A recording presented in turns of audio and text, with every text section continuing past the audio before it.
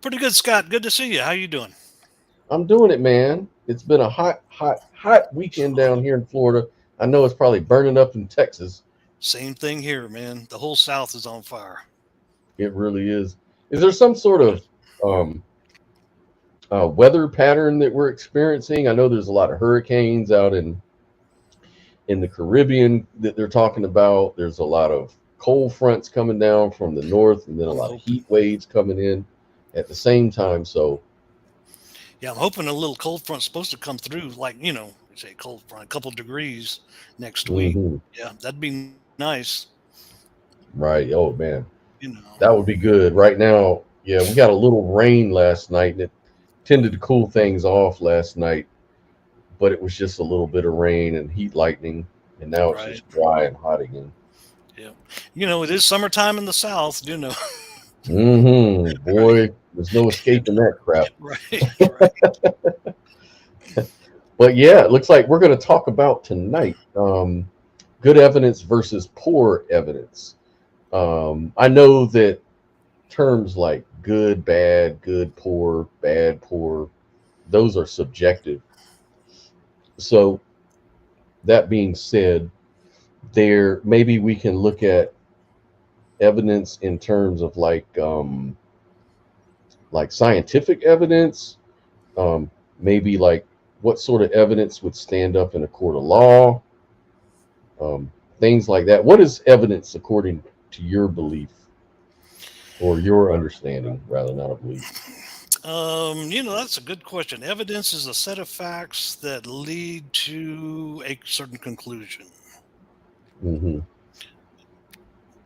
I would say the body of evidence, the facts as we can see them. Uh huh. Gotcha. So Part of those sort justified of. belief. Uh huh. I don't know what's a good definition for you. I like T Jump's um, definition as well. I like what you just said as well. It definitely pertains. T Jump would say something like novel testable prediction, basically science. Um, so, novel testable predictions. So, if you can say, well, if this hypothesis is true, then we should expect X to occur.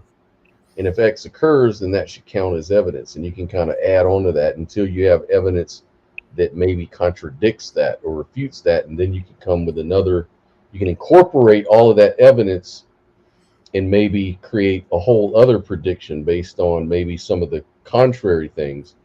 It's not easy, but it's the basic, I think, logic there is novel, meaning new, testable, meaning, it's something you can actually observe and other people can see it, and predictions, meaning that there's something that we didn't know before and this came out as a result of making that prediction. That would count as good evidence, I think.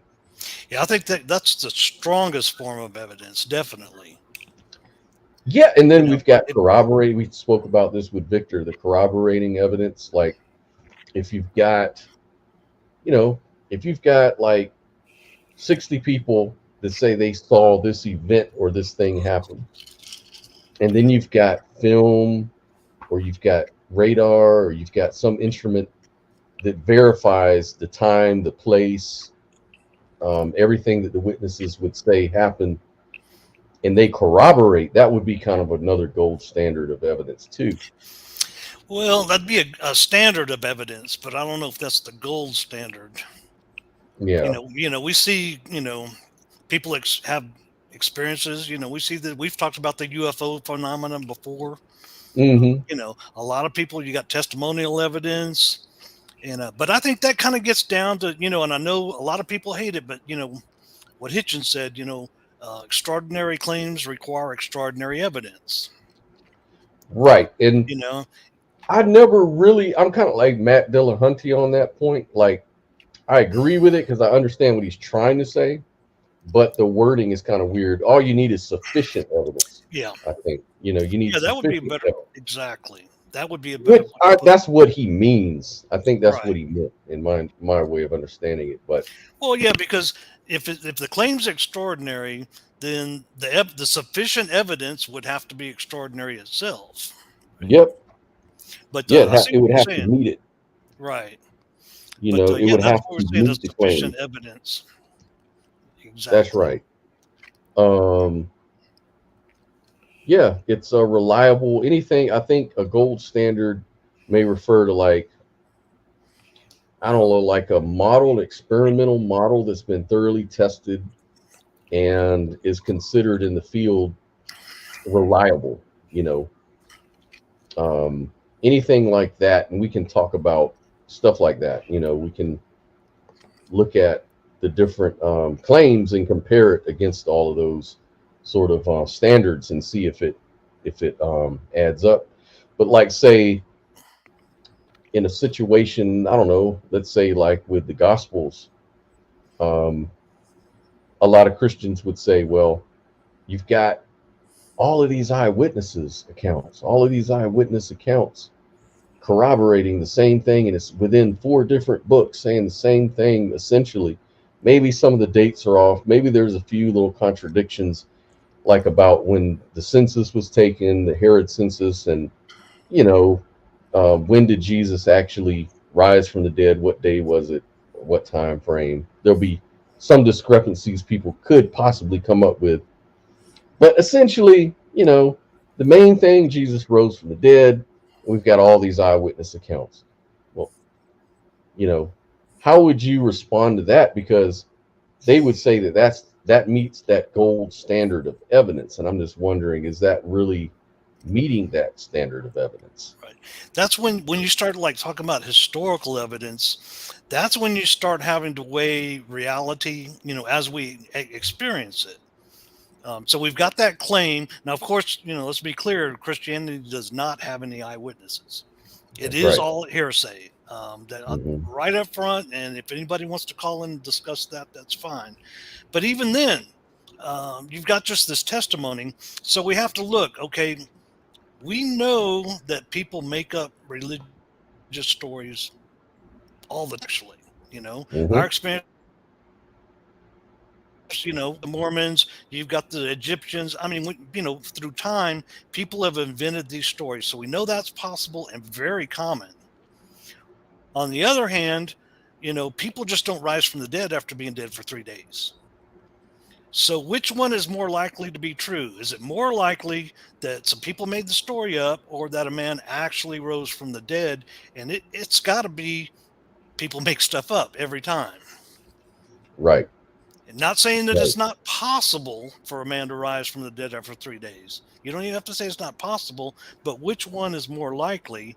And one of them is very much more likely. I always like to say, you know, anything's possible in the magical kingdom. Right. But let's talk about what's plausible. Like, Exactly. And that's what what's we're talking about. actually, you know.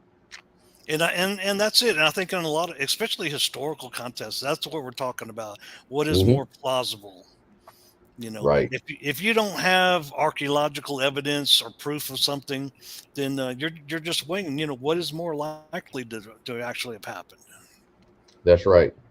You know, and a lot of people um, get that really, really twisted, and they sort of, you know, think that they have strong evidence just based on, like, for example, when you open up the New Testament, you read about a country called Rome and emperors like, you know, Tiberius or Herod or, you know, Pontius Pilate. And these people existed according to archaeology. Therefore, Jesus must have walked on water. Like, is there some kind of flaw in that reasoning? Exactly. You know, um, the cliche. New York exists, therefore Spider-Man must be real. That's right. Just because something's set in a certain time or place doesn't mean it's fact. All fiction is set in a time or place, and a whole lot of it are actual times and places. Right.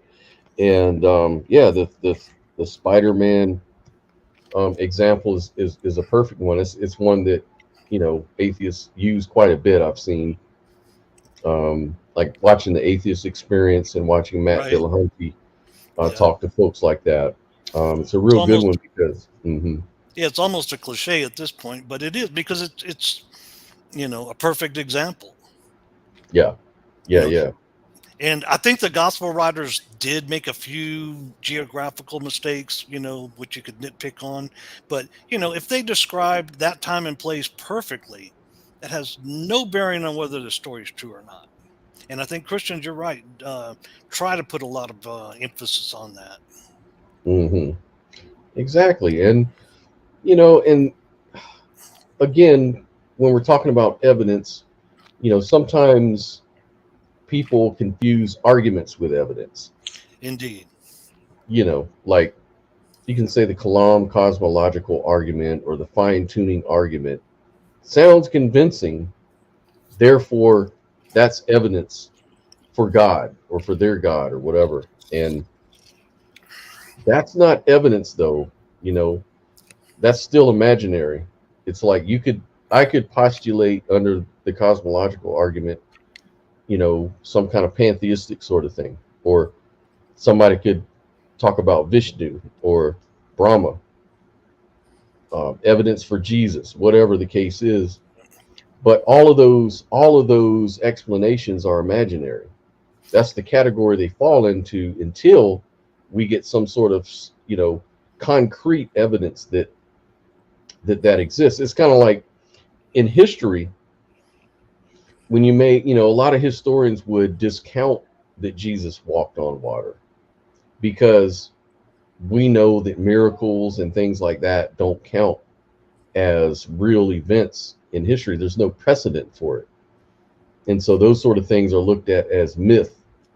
Like if someone makes another claim, like, I saw a dog walk down the street yesterday. Yeah, that's just a claim. And maybe I haven't presented any evidence, but it's easier to believe that because we know dogs exist. We have an entire, example of dogs existing and, their phylology and their makeup and their genetics and all of these different things that count as evidence for dogs. And so that makes that more believable, I think, more credulous. Um, Exactly. I mean, yeah, or more credible, I guess. But yeah, yeah, credible. That's that right. that's what we're doing. We're trying to match the level of evidence to our experience of the world. And hmm we know dogs exist. We've seen them. We know everything about them. So yeah, it's pretty easy to believe. You say I've got a dog, I'm going to believe you, no problem. If you say I have a talking dog, that's going to be a whole nother matter, right? Yeah. I think I'm going to want some really strong evidence for that. But one thing about the like the Kalam argument, the fine tuning argument, I think a lot of times people look at that backwards. They're like, well, this is evidence for God because God explains this.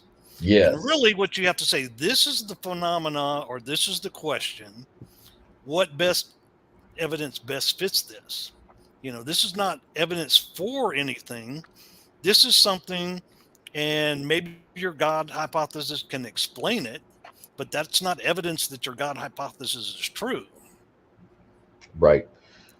And, there's something to be said there about Occam's razor and parsimony that, like under maybe my view, my worldview, I would say that, my opinion when it comes to what created the universe, I'd say, well, whatever it is, it'd be some sort of unknown natural nature of reality or some sort of unknown natural property.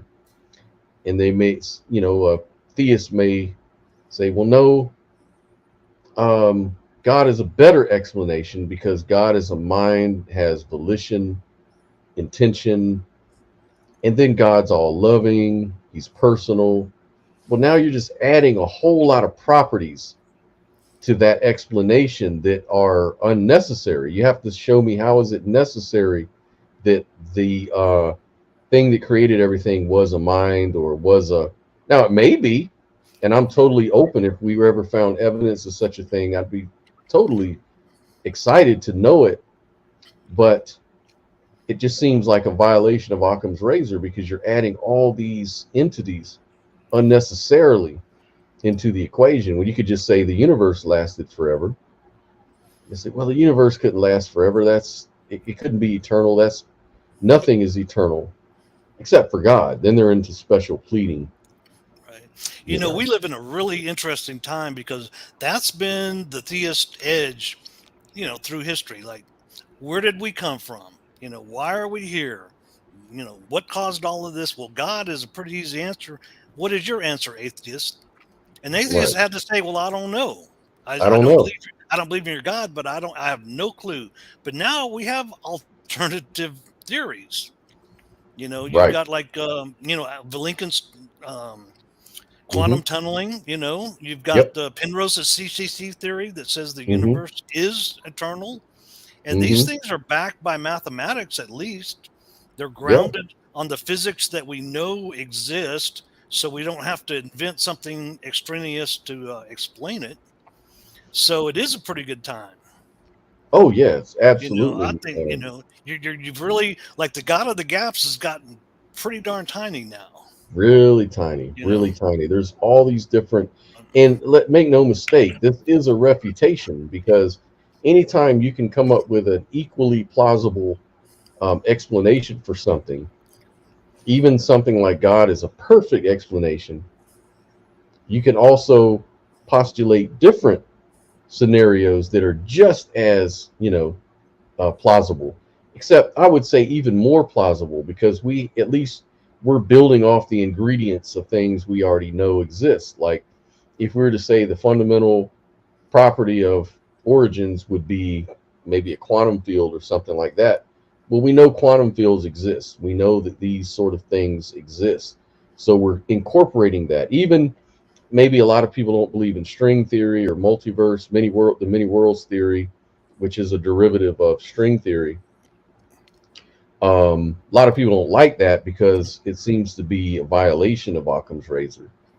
But at least you're building on particles and things we know that exist. We're not introducing some brand new category of supernatural gods or exactly. fairies or leprechauns. We're sticking to things we know exist and working with that, to try to come up with some sort of explanation.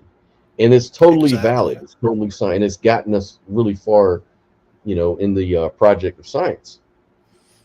Right. And scientists, theists like to say scientists are arrogant and this, they're really humble. You've got Hmm. these theories, they, like the CCT theory. Nobody can really refute that. You can't prove that's not true. But the scientists say, well, but that's all well and good. It could be, but we don't know. Hmm. We still need evidence. At least Right. scientists can hold themselves to that same standard.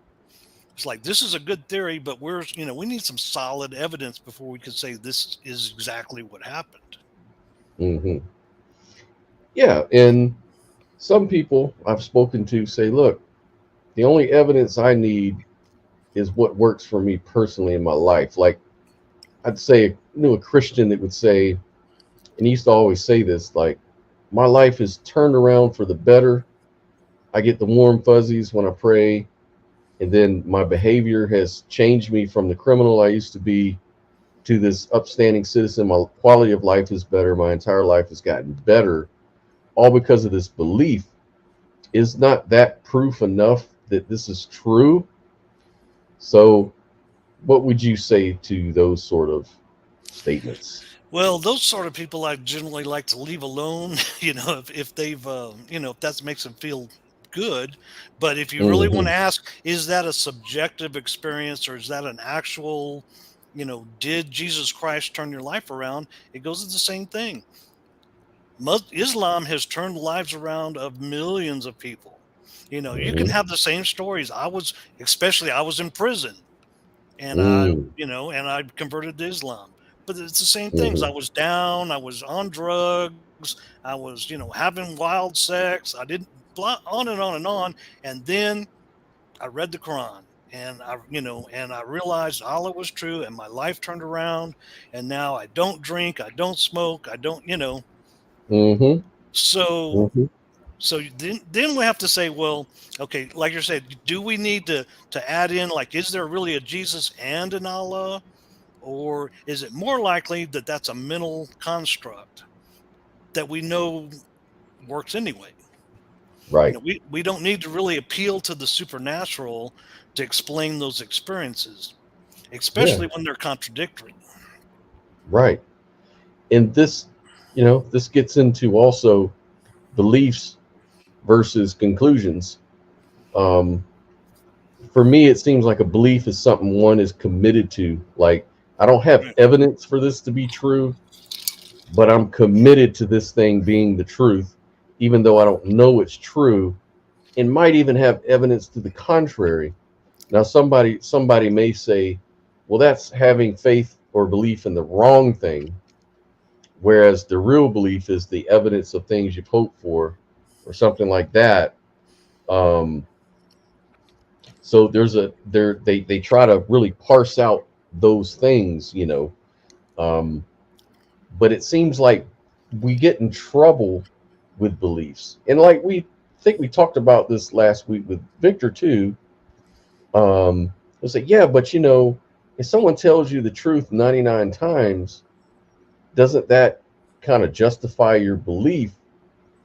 um it would simply justify if we're being logical, it'll justify your belief in those 99 things, not necessarily that last thing, because all good con artists count on that. They count on you trusting them for all the way. All they need is that 1% of trust so they can run off with your money. This is a great protection against scam artists and con artists. And let's face it, religions are in the business of, misleading people and conning people. Yeah. And, you know, Was it Mark Twain said religion was invented when the first fool met the first con man? that's right. Right. And that, but yeah, and that's what another thing that really kind of fascinates me about that is, most Christians will at least accept that there are a lot of con artists. A Hmm. lot of them will tell you, like Joel Osteen or Kenneth Hmm. Copeland, that they're not really Christians. Maybe they're con men, which doesn't affect the truth of Christianity, which is Right. great, which I really see. But a lot of the time it's the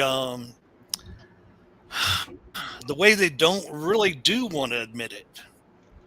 Right. They really, yeah, well, Joel Osteen, maybe he's making a lot of money, but still, he's preaching the word, you know, Hmm. and they just don't like to really let it go. Yeah. And I mean, look, like we did before the show, you drop this, this is universal. I don't care what religion you are. Anybody can test holding an object up, letting it go, gravity works, right? Whatever gravity is, okay, it works and it exists. It's a thing. And it doesn't matter if you're Hindu or Catholic or an atheist, it doesn't really matter. We all can agree on that truth. Whereas religions make claims that even within like you were talking about earlier, you can watch Catholics and Protestants go at it. They can't even agree on the very simple nature of their God. Is he a Trinity? A Calvinist will say that predetermination is the truth. You know, um, then another Protestant would say no, free will. God gives you free will to choose. Works, is it works? Is it faith? Do you have to keep the law or not keep the law? And people disagree all the time about the same book. Well, you don't have to disagree with this. Everybody can test it for themselves and see that it works just fine. And religion just has so much uncertainty, and it's open to so much interpretation. And people, like I've talked to Patrick Yarnell, who seems to think that his interpretation of scripture is the only thing that works, and everybody else is wrong. Well, guess what? There are other people that will say the same thing about him. So from where we sit, it just looks like a lot of confusion. It looks like God's not very clear at all. Exactly. I mean, there's a lot of people that think exactly like that. And to me, it just kind of, it's like proof that their evidence is insufficient because they can't even convince each other. Right. They can say, well, you're a scoffer and you don't want to believe in God, whatever. But when you can't agree amongst yourselves, much less, Catholic and Protestant, much less Islam and Hinduism, there's no Mhm. way, like you say, you could drop the phone every time. We're all Yep. going to agree on that, but there's no kind of test that these religions can agree on amongst themselves even. Absolutely. Hey, Logan, how you doing, my friend? What's up? Thanks for joining, man. How you doing today? I'm all right. I had to mute Good. YouTube. I was getting double speak. Yeah. The echo. Yep. Yeah. Mr. Just pull it back. Brian. Yeah. What's What is going up, on, Mr. Logan? Good Brian? to see you, man. Not I'm a all right. thing. Let's see. I think I'd rather watch you on StreamYard. That way I'm not getting the delay on your faces. Oh yeah, hate Yeah. the delay. Yeah. I had to catch up. I played it from the beginning at 1.5 until I caught up. Right. And I also posted, have you guys haven't been on Clubhouse, have you? No, I haven't yet, man. I haven't. There's a Have lot you of been famous engaging people in on that? I haven't participated. I usually just listen. Uh-huh. And, but I posted in a couple of groups. Hopefully, maybe we'll get somebody here. Okay, cool. I think Darth Dawkins is on Clubhouse a lot, and Matt, what's his name? Matt Adams. Matt Adams. Yeah, I've debated him Oh. a few times. Dude, he is. I mean, what does that guy do? I It's don't know. not I just think him. yeah. It's several of them. There's Matt Adams. There's Johnny Haas. There's this woman named Haiti, and it seems like they never work. I mean, I know, right? or they I know don't have Matt hobbies. Matt really likes to get into it with me about slavery. That's his big thing. About you like to say slavery's evil, and you like to bring the Bible in it, and he has a real big bone to pick with me whenever we talk about that. But it's like, I'm sorry, man. This slavery just doesn't jive with my personal values. I'm sorry. Right. And I can't. And that's a roadblock to your God. That's one roadblock that I'm having with your God. He seems to, promote slavery and endorse it under certain circumstances and under his regulation. And to me, that just doesn't work. And then I think his whole thing is he says, I'm committing the fallacy of presentism. He says, you're trying to judge people of the past by your standards of today. Like today, slavery's bad, but 100 years ago or 200 years ago, it was the norm. So who are you to say it's wrong? Especially when your whole system of morals is based on subjective opinions. That's a pretty common excuse with Christians. This was how it was back then, and they couldn't have done things different. But what happened to objective morality? What happened to your unchanging God? Right. These things are supposed to be eternal. What now? You're telling me it's subjective? So what are you talking about? Yep. And I know Matt disagrees with Darth Dawkins a lot. I've seen them go at it. Yep. I think he called him names. There was one year. Whores. Yeah, a whore. Yeah, he kept calling him an apologetic whore. Yeah, Darth Dawkins calls him and Johnny Haas apologetic whores. I'm sure you're familiar with Tom Rabbit, right? Yo, yeah. He posts videos and I watch them all the time. So it's all the time. Hilarious. He loves it when the Christians get at each other. Yes. Yeah. And Jack Angstrich. Mm-hmm. Yeah, he's on there all the time. Yep. Yeah. I feel like I joined, like I'm the new kid moving into the high school senior year, and everybody else grew up with each other because these people all know each other. There's a lot of drama. It continues on, and I'm just like, oh my gosh. So if they're not, I'm about the same. Yeah. That's kind of why I'm a little bit hesitant at going in there, because it's like I'd be a new kid on the block there. Yeah. And then the way they go at it is just so they just, man, they're aggressive. Yep. They're really aggressive. T Jump, I think T Jump goes in there a bit. I haven't seen him. I've seen. You haven't seen him? Okay. I've seen Josh Bowen. Is that his name? You know him? Yeah. Yep. Josh Bowen. Yep. Yeah, he's on there a lot. So. Yeah, I like him. Yeah, I like it, but I'm surprised he'd be in that kind of mix. Yeah, me too. Right. Yeah, it's pretty rough in there, man. Alejandro, I'm surprised Alejandro. I'm surprised Alejandro won't want to come on and continue that debate with you, Logan. I remember. He's playing a game right now. Yeah. I mean, he said, he said, I'll see you guys the next game session. Yeah. And then on Facebook, he said he was trying to get somebody else to go live. And I said, what about us? And he said, oh, we're not done yet.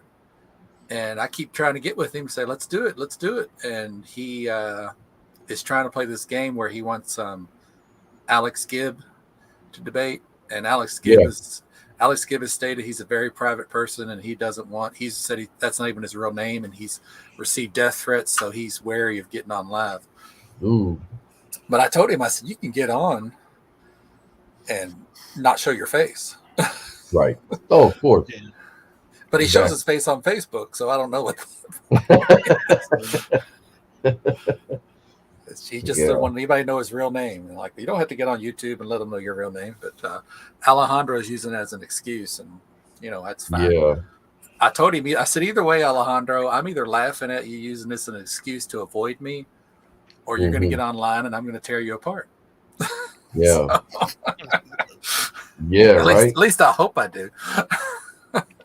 I tell you, it's kind of hard to go far, in my opinion, and in my experience. It just seems kind of hard to go too far with him because he likes to keep things, he likes to manage the conversation a lot. Like he likes to straw man, in my opinion. Like he wants to keep you, because he likes to tell you what you're saying. Yep. Basically you're arguing this way. You're arguing for solipsism or something like that. Solipsism. Why does he always say that? Like, no. and that's I guess that was the thing that is kind of interesting about him, but it's frustratingly true. When I first ran across him, he would do that, just a non sequitur, something just out of the friggin' blue that has nothing to do with anything. And it's interesting for a while, but then if you're trying to be serious, that and then the one thing that really got me, I could never get him to understand, is he'd argue with Logan about, well, I define God as maximally great, and there's a tallest tree, isn't there? Yeah, there's a tallest tree. Yeah, that's one of his favorite. It's like arguments. It's like, no, that doesn't. So God is greatest. So what do you mean he's greatest at? Everything. Okay, so you mean he's the greatest murderer? He's the greatest liar? Well, he could be. Yeah. And it's like, he could be. He just maybe chooses not to or something. I don't know.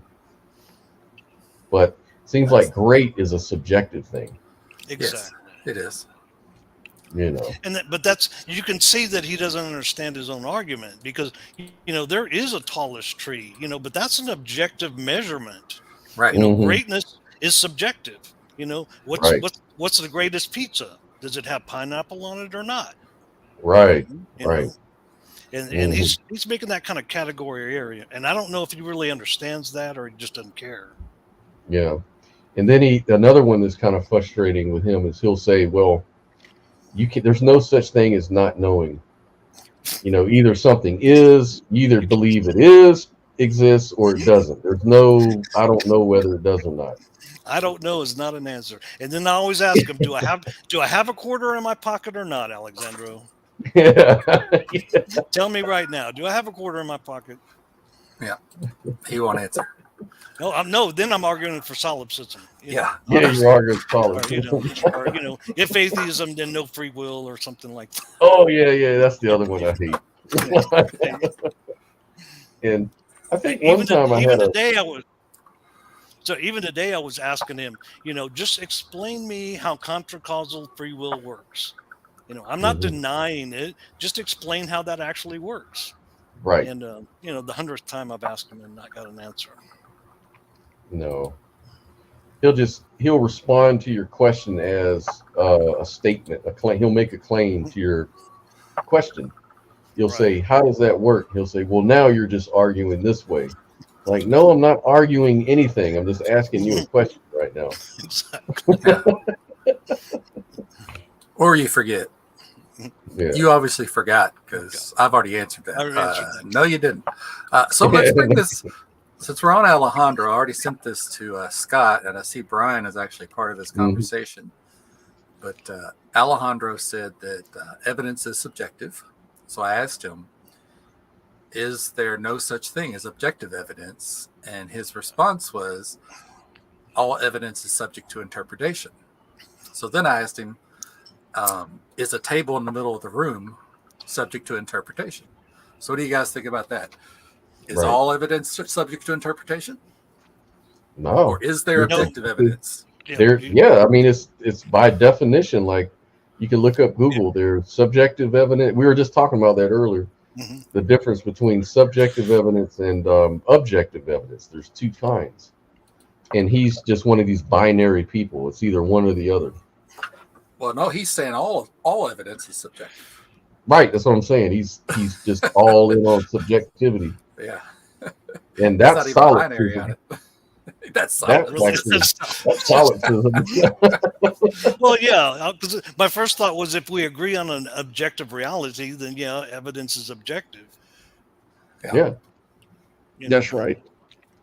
And I like to, because some people could ask that in a weird way, like they may be speaking of ontology, and maybe we're talking about in categories. Like I just like to keep it in categories just to keep from going down the rabbit hole, because people say, well, all things are subjective because all things actually happen in your brain conceptually and blah, blah, blah. Like, no, you're just going down a rabbit hole. The thing about it is there's the imaginary and the concrete, or as in philosophy, they call it the conceptual and the concrete. And so a concrete thing would be like, if you describe some object that we can all look at and agree exists, that would be an objective sort of thing, something outside of your mind, sort of thing.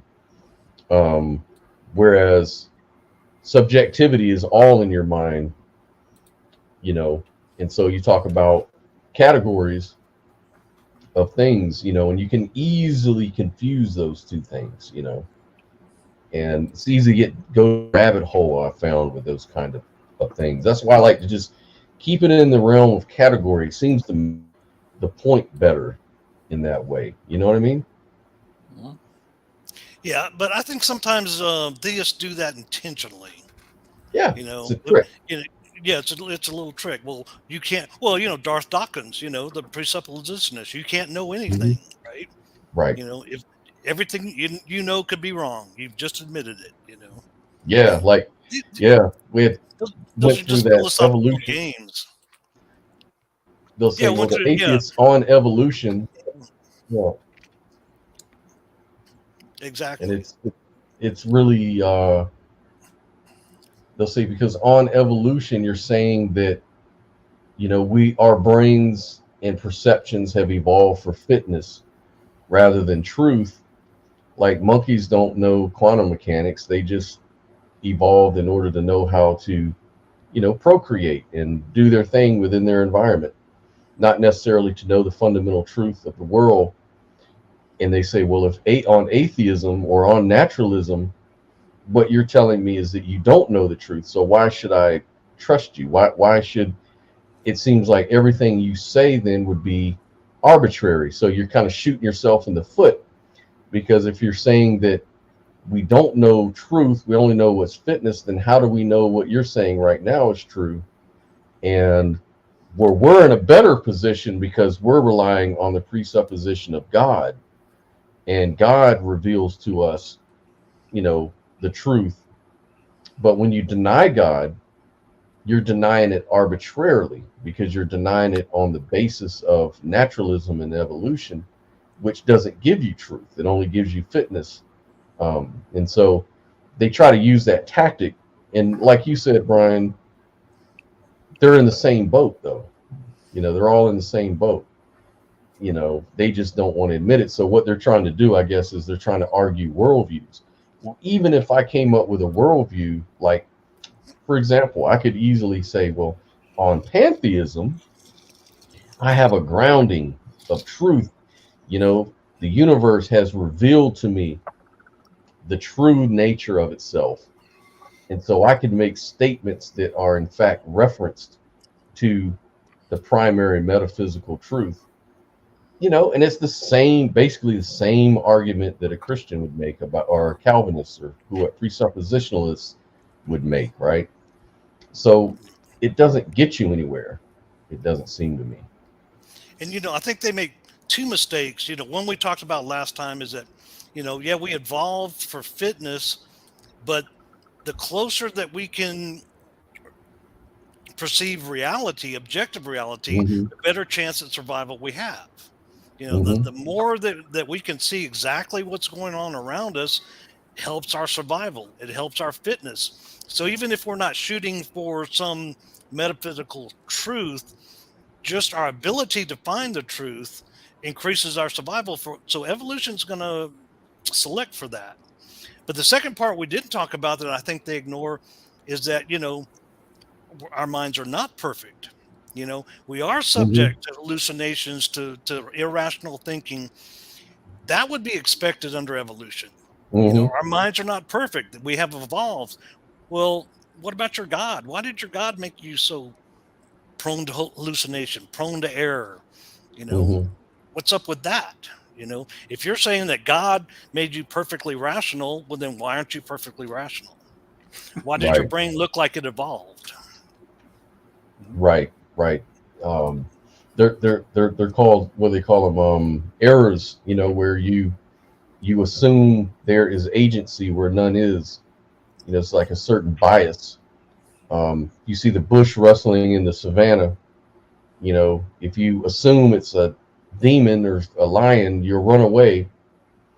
But if you stay there and think like a scientist and like, well, I don't have any evidence that it's a lion, so I shouldn't act on that. I should probably investigate that. You might just get eaten up. So apparently those who made that error survived better because they got the fuck out of there, whether there's a lion or not. So we're here to talk about that.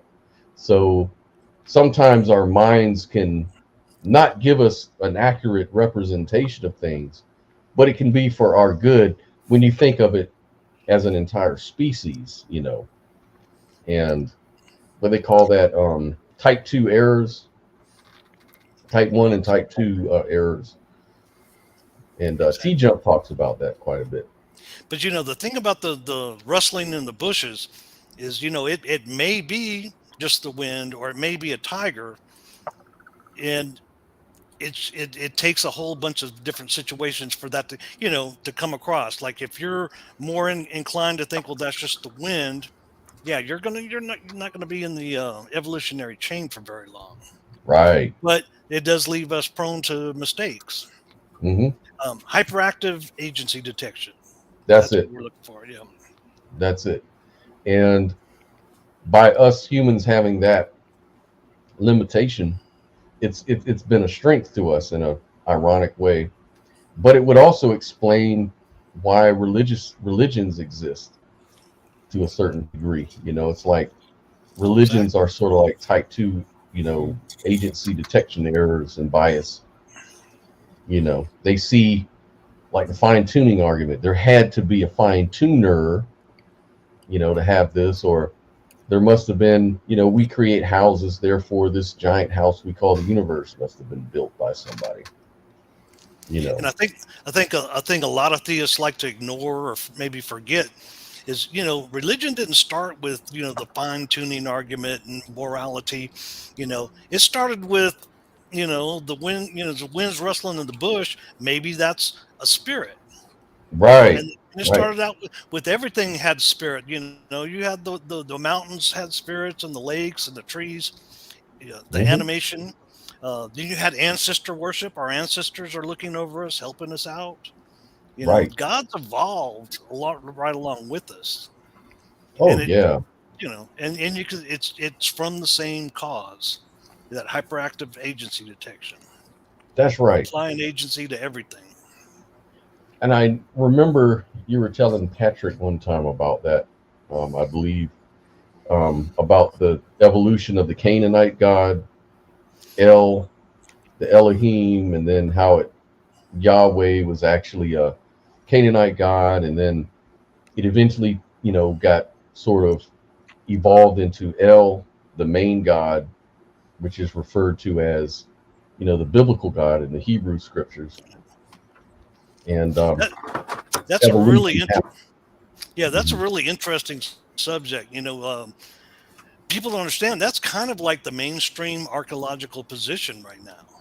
You Mhm. know, Mhm. started out with El, and actually the Shazu people, developed him or Yahweh first, and Yep.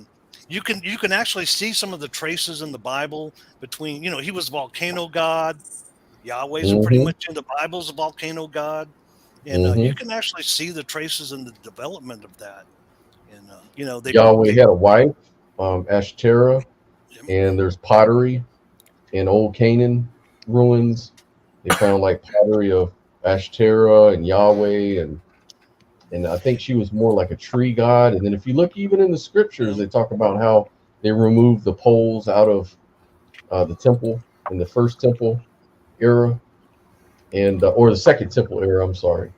That's when they decided, oh, we must have been offending, Yahweh. So let's remove these trees out of here. Maybe we won't get taken over again. and Um, that's another thing that people don't realize, and Christians don't want to admit, but the Hebrews were Canaanites. That they were mhm. not slaved in Egypt. They did not leave Egypt, a couple million people, and wander the desert. They were part of the Canaanites that split off. One was in the highland and one in the lowland. And one of the things interesting about archaeology is the further back you get when you're looking at the languages, you've got Hebrew and you've got Canaanite. Well, the further back you go in time, the closer they are till you get to a point where you can't distinguish one from the other. And Right. that's because they grew out of that. So, the Hebrews were Canaanites, and I think they basically separated. I'm kind of really trying to look into this more um, during the Bronze Age collapse. And I think that's really where Israel, came out as a real independent nation. Now they existed, before that, but I think they existed as like tribes, Canaanite tribes. And when the Bronze Age, collapse occurred, I think that's when they separated. Right. You know, and this is all, there's evidence for all of this stuff. And I was actually running across a video with Pine Creek today. And this kind of shows you some of this tells you everything you need to know about people who don't use critical thinking, and they're so biased towards what evidence they're willing to accept. Like this guy's talking about the Shroud of Turin as evidence for Jesus and all this stuff. It's interesting the questions, and Pine Creek, of course, he uses street epistemology, and I'm a big fan of that method too. But it's just kind of interesting the way he applies that. I'm going to go ahead and play this real quick, see what y'all think. How about this? How about this? What if the Shroud of Turin is real? Can you hear it? That would be contemporary evidence. Yep. Would of what? Of Careful now. something awkwardly happening to a body that's wrapped in a shroud. Okay, I'll grant you that. But unfortunately, we radiocarbon date that, and it's not from the first century. Let's say we could take the Shroud of Turin. Let's say you and I actually had it in our possession. And let's say we found 5 universities around the world to radiocarbon date it again. And not just one corner, random spots all over. Yeah. And at different depths. Okay? Yes. How much of your net worth would you be willing to bet that all 5, or let's say even 4 of the 5, will come out to the first century if I trusted the labs, yes. Okay. I don't completely trust carbon dating. Well, okay, now See how they do that? Like, like they don't trust the sources when it goes against their beliefs. Mhm. It's like, well, he goes on and he asks a great question as a follow-up. now we're to the point where if there's a, would you trust it if all 5 of them said it was first century? Probably because because this was the result you want. So you would change. Exactly. If it gives the answer he wants, you trust him. If it doesn't, he doesn't trust him. Right. And that's not how we determine good versus poor evidence, right? Like, we can't, that would be like an appeal to personal credulity. Like, I want this seems credible to me, but if the evidence shows that it goes against what I think is credible, then it can't be true. Because I think the Shroud of Turin is a knockdown, proof for Jesus. But now you're trying to tell me that all these academics and testing places would say, no, the radiocarbon does not prove it's from the 1st century, which would alleviate Jesus as a possible, explanation. Oh, well, in that case, that doesn't seem very credible to me. It's like, That's pretty, it's like the young Earth creationists, with radiocarbon dating, in general. They'll tell you, well, they had tests that dated, Mount St. Helens as millions of years old when it, just happened. And they'll give you a couple of cases like that and say, this proves that it doesn't work.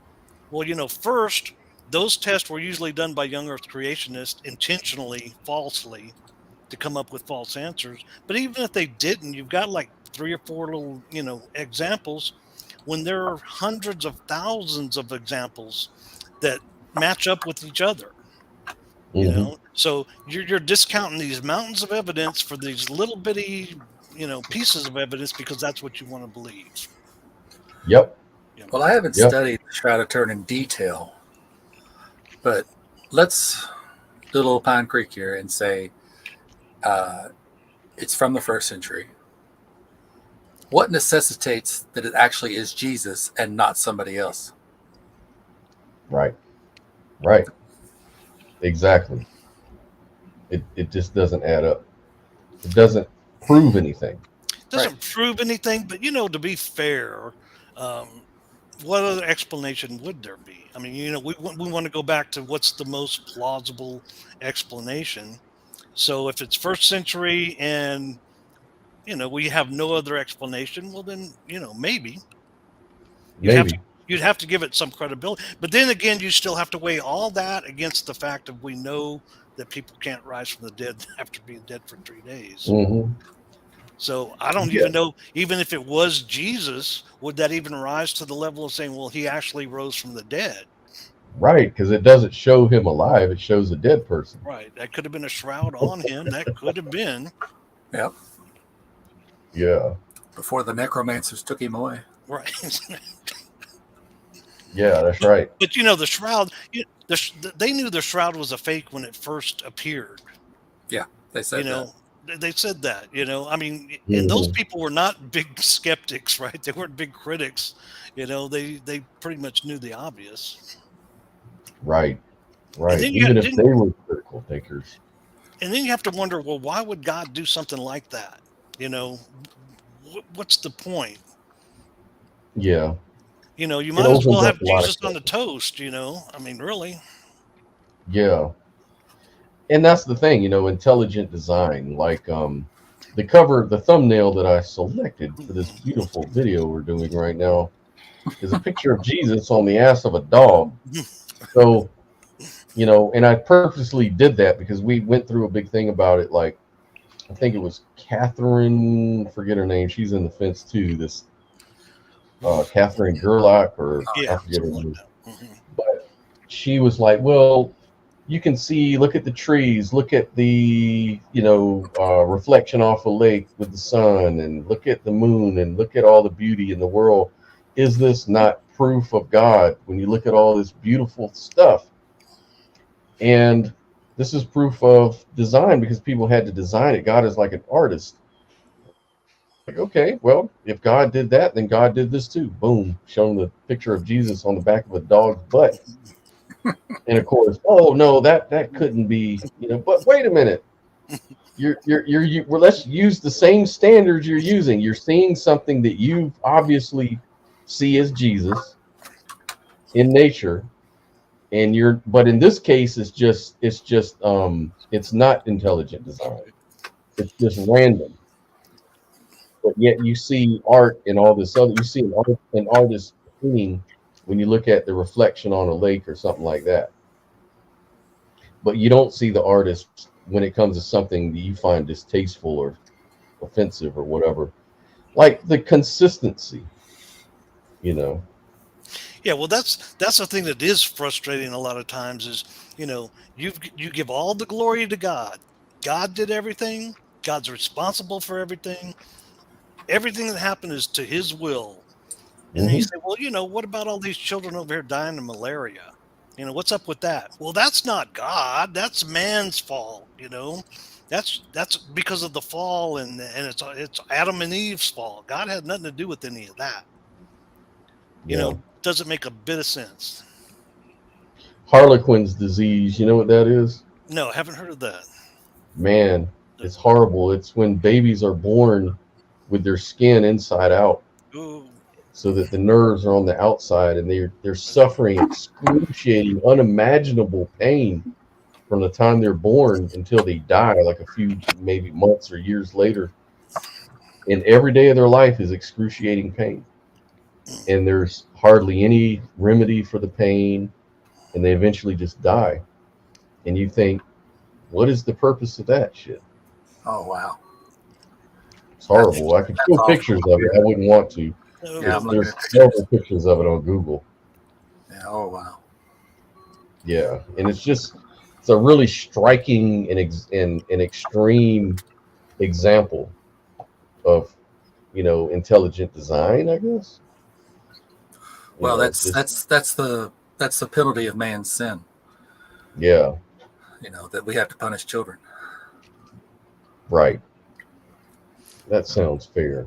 Right. Yeah, it's ridiculous. So that would be under interpretation.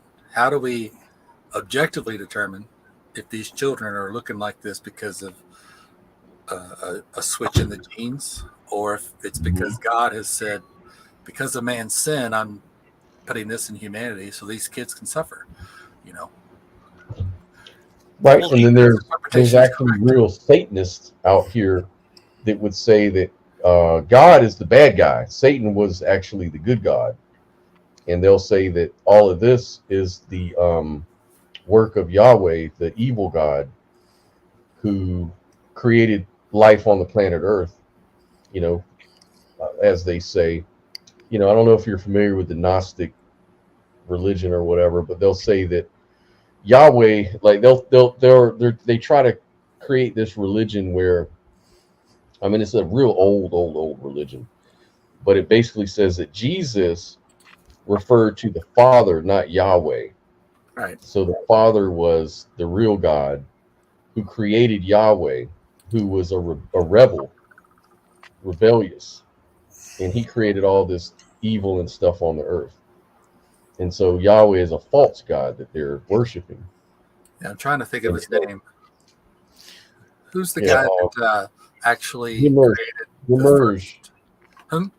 No, the guy. His name starts with an M. He's the guy that he put Gospel of Luke. Oh. Letters of Paul. He put them together and basically made the first edition of the New Testament. I see. But that's how he believed. Yes, he thought there was a demiurge and demiurge, and that the Old Testament God was horrible and it was a fake God, not the real God. Mm-hmm. Yeah, makes more sense than Christianity, right? Yeah, That was his thought, and it would explain all the bad results. So maybe he just doesn't give a shit. Well, that's one of my problems. You know, if a God does exist,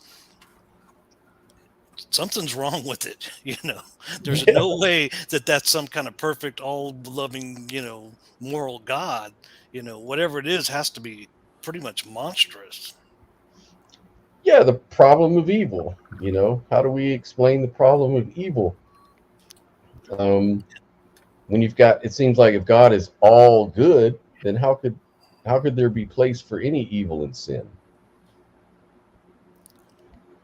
Of course, It's theists always have excuses. You know, they want to say, "Well, God had to give us free will." Well, right. you Free still, will. but still, God's all powerful. He could give us free will without evil. And you know, Mhm. they're like, "Well, no, how does that work?" Well, you can't imagine it because it's not like that now. But if you're saying Right. God is all powerful and all knowing, then obviously He could do it. Yeah. And if he You know, can't, then you're limiting your God.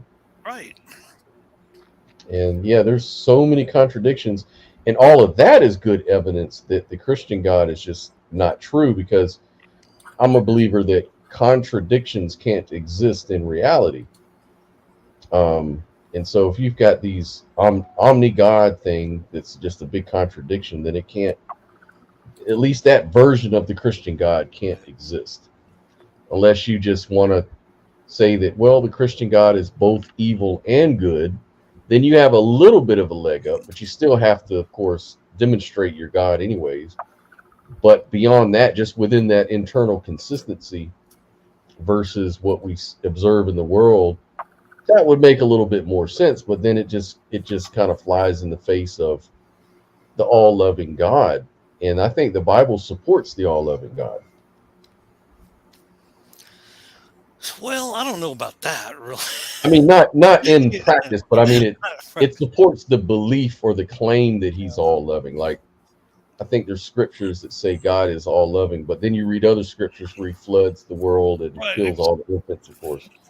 But I'm just saying that I think that the early, or at least some view of God, was all loving, at least when the New Testament was, canonized, I guess. Well, What do you think? I'm sure somebody could cite some scripture to us. I'm sure. Yeah, Right. yeah, You know, the that's multiple choice. yeah. You got to go and grab a little bit here and grab a little bit there. Yeah, yeah, the multiple choice of beliefs. That's what the Bible is, the book of multiple choice. Exactly. Even the devil can cite scripture for its purposes. Mm-hmm. That's a weakness. Yeah, well, I wish a theist would join us and kind of help address some of these things. If we're wrong, we'd like to know about it. If somebody can chime in and Yeah, it show us would be how we're nice. wrong, but it would be nice. It's kind of holding it up. I've got the link in the chat, the live chat. Just click on the link and you'll be part of the show. I'll bring you in and we can discuss whatever you'd like. Right now, you have one watching, and that's me. Yeah, it's going down. Yeah, I sent a message to a friend of mine. He's a Catholic, and he's a theist that says, Alejandro's position is stupid, but he doesn't like to get on live. But I said maybe you could join the chat. I don't think he's seen the message yet. Maybe if I had more of a heads up, I'd get on YouTube and tell Matt Adams to get on here. The skeptical Satanist says I'm here. Do what? Oh, There's we've got somebody says the skeptical Satanist. He says I'm here. Oh, okay. Huh. I wonder why it's not showing on my YouTube thing. Yeah, I'll just put it there on the screen. Yeah, I see him. But yeah, anybody wants to join the show, let's liven it up. We can do it, man. I think if we could start getting a little consistent and start doing the Wednesday and Sundays, and people will expect us to be here. I think we can attract a few people here. I'd really like to see some of the people that we're online with, and really discuss live, it's a whole different thing. Mm-hmm. Mm-hmm. Yeah, it's a different thing. It's one thing to be a keyboard warrior and easy to strawman people, easy to make, misunderstandings, and but when you're live, you can kind of correct each other, Johnny on the spot. You can be a little more clear. Your tonality comes through. Yeah. And it seems to be a more natural way of communicating, rather than through the texting online and stuff like that. And I've noticed that a lot of people I thought were jerks turned out to be really nice people online. Right? At least live. That's what I was going to say. A lot of people say that I come across very harsh online, but not live. I'm very nice. Yeah. I'm like, it's because my sense of humor doesn't come through when I'm typing. You think I'm being a That's smart right. ass. Right. Yeah, that's what I told Patrick. I said, you want to discuss this live? And he said, no, because I'm not going to monetize your channel. And I said, dude, I am nowhere near being monetized. I'll probably never be monetized. I haven't touched my own channel for a year. And Right. I said, we could also do Discord or Clubhouse, and he still won't do it. So Yeah, that just lets you know they're just a bunch of excuses. He said the same thing with me, that he's not going to help promote. Like, dude, my channel is not even for promotion. I just have it here so we can do weekly meetings and have these discussions. We like to talk about these things, and it's a lot of fun, and you can get people. I've mod debates before. I've engaged in debates. They're a lot of fun, and it's just another venue. I had a lot of fun with Victor, doing those debates. Mm-hmm. I thought, Victor's they were cool, pretty man. lively. Victor's a lot of Yeah, fun. he's a lot of fun. Well, the funny thing is, I don't know if Brian remembers this, but a couple of years ago, I had a fake account in Fight on the Fence. I actually still do, but I don't. One of them I don't use, and the other one I comment occasionally. But Patrick and Jack Chilcote were talking about making a Fight on the Fence channel, and they were like, "Yeah, we're going to do this," and they never did. No. Never did. So, okay, Patrick, you want me to come on your show, maybe, but you won't come on ours? Right. Right. His shtick wouldn't work live, though. Nope. There's no way he could do all that verbosity live. Yeah. Manifest in reality. Oh yeah, I've asked him several times. What the heck does that mean? Truth manifest in reality. Right. He's the Christian version of Deepak Chopra. Just about, right. Maybe. Satanist said he could join in, but he won't be much opposition. Yeah, I could join in, probably won't be much opposition. It's all right. Well, the Satanist could play devil's advocate. Exactly. Yeah. We don't believe in Satan either. So. And hey, I love doing steelman debates, so I oftentimes offer to debate atheists, like especially if I find an atheist who is arguing sort of fallaciously, and I try to correct a person like that, then they automatically assume I must be a theist. But I'll tell them, look, I'm not a believer in that either, so I'm on your camp. But they're still like, and I'm like, well, let's do it live. I can do a steelman debate and kind of show you what I mean. But a lot of people won't do that. I just haven't had any luck with getting anybody on. But I love steelman debates. I did a few before. I did one with Tom, the neighborhood friendly atheist, and I was doing on Skeptic Haven, I think it was. I did a debate with an atheist pretending to be a theist, and it was a lot of fun. Kind of made me feel icky though. Yeah, I felt stupid. Well, all you had to do was make it up as you went along. Yeah. That's pretty much, just make it up. Yeah. Just copy Darth Dawkins. Have fun with that. Do what he does. Do his little shtick.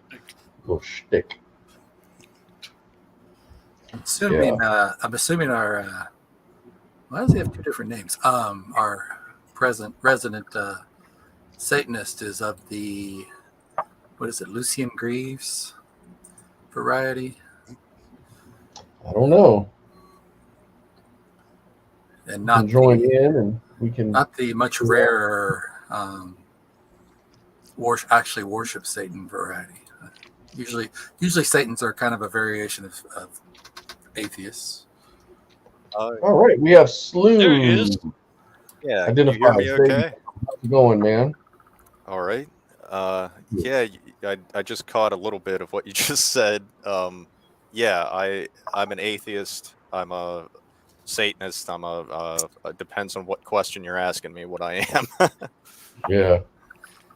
So I watched a documentary a while back called Hail Satan, Yep. and it really gave a lot of good information about the organization. Yeah, I've stepped a bit away from the TST group as a whole, but it's still I basically hold the same concepts and everything. Yeah. yeah. So basically, you don't literally believe in a god named Satan. No, it's symbolism and all of that Right. has to do with it. A lot of it's symbolism. The Baphomet is just full of symbolism. Mhm. As Mhm. above, so below. What TST is experiencing right now is some Solve coagula. It's starting to split apart a little bit and come back together in other groups. So they're having trouble with some of the activists that they don't particularly align with, I guess. Mm. Yeah, I know that here in Florida there was some controversy where, because they wanted to put the 10 Commandments up on courthouse and this and that, and so the Satanists were putting up, their statue or trying to, and became a huge thing, which I think was great because it kind of like pointed out the freedom of speech and expression of religion. Yeah, Sort of I mean, teach you. the Satan figure in the Bible, if you look at it, from kind of a neutral standpoint, Satan really doesn't look like that bad of the guy. Between the two of Satan and God, you've got how many deaths on God's doorstep and how many on Yeah. Satan's, and not only that, I mean, Satan is the opposition to the oppressive authority figure. So Yep. that's what we're standing there for. Absolutely. The rebellion in heaven, because a lot of people think that, they'll go with the belief that, God's heaven is organized and it's peaceful and there's no war, no death, no anything. But yet we also read about the rebellion where a third of the angels were cast out. Yeah. So obviously suffering, sin does exist in heaven. Well, he created everything, but he didn't create everything, right? It's Right. Whenever it's convenient, he created everything, like you guys were talking about earlier. I was listening a little bit. I do have some food cooking, so I might have to step away for a minute. Oh, no worries. No worries. But Satan, he's the one that freed mankind. Yeah. The Adam and Eve story, I'll be right back. Christians really this was evil, but he's the one that gave us free will, not God. If you don't know the difference between good and evil, then you can't have free will. Well, in the Old Testament, Satan is the adversary, and like you see in Job, he's wandering around heaven. He's not a bad guy in the Old Testament, and in Genesis, he's not even the snake. The snake is just the snake or serpent.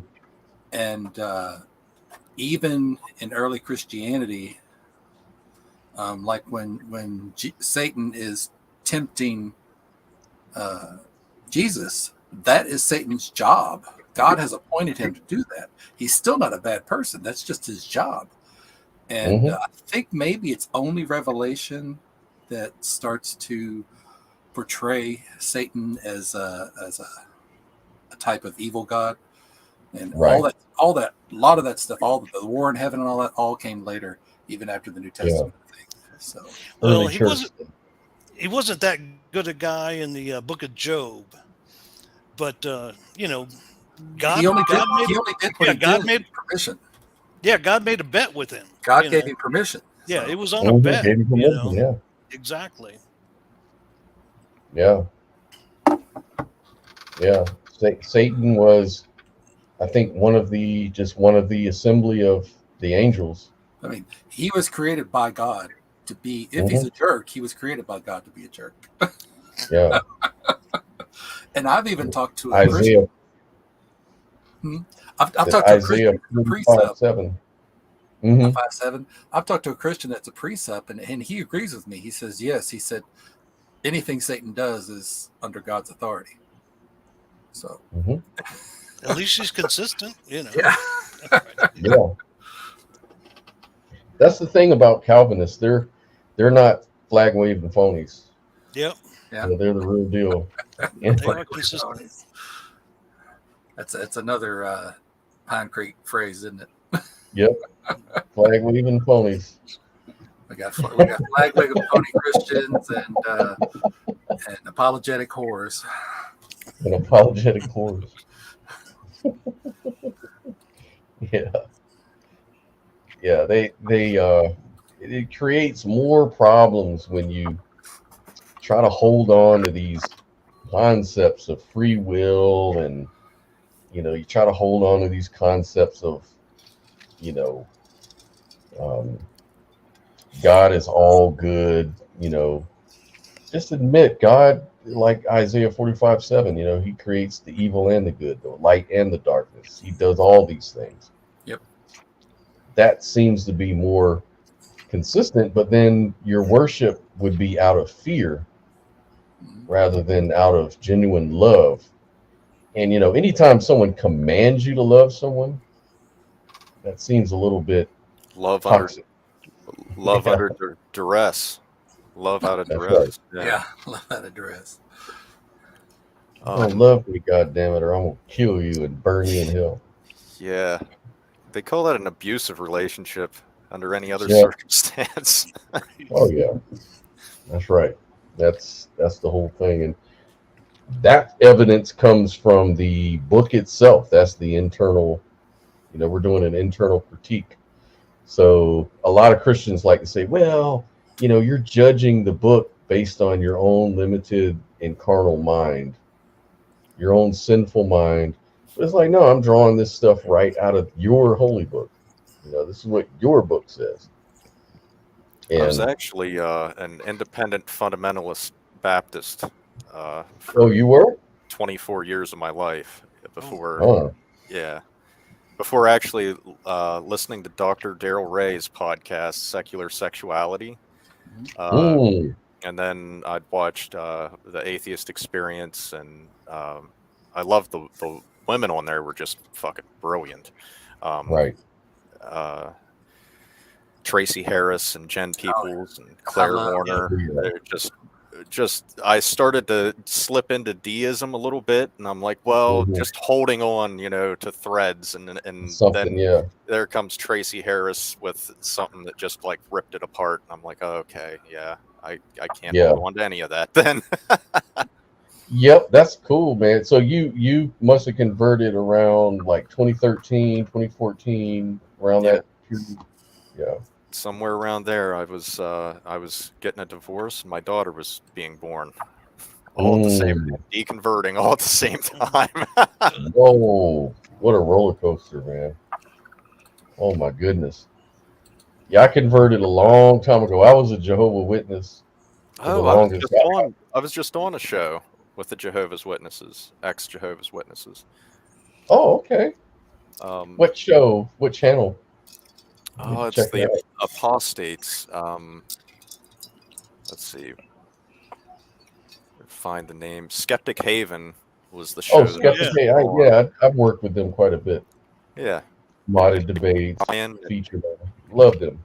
Great group. yeah. Ryan and James. James, I've been on a couple times with his, on his show, but yeah, I thought you looked familiar. I've been around Yeah. a little bit. Yeah, I've seen you. Oh, Yeah. wait, Oh, that's I think I've seen you before, Scott. Yeah, you probably that's have. Rick, isn't it? That's Rick Sanchez, isn't it? What's that? Is that Oh, Rick yeah. Sanchez? Yeah, that is. I needed a Yeah. backdrop, and I had a couple of tapestries.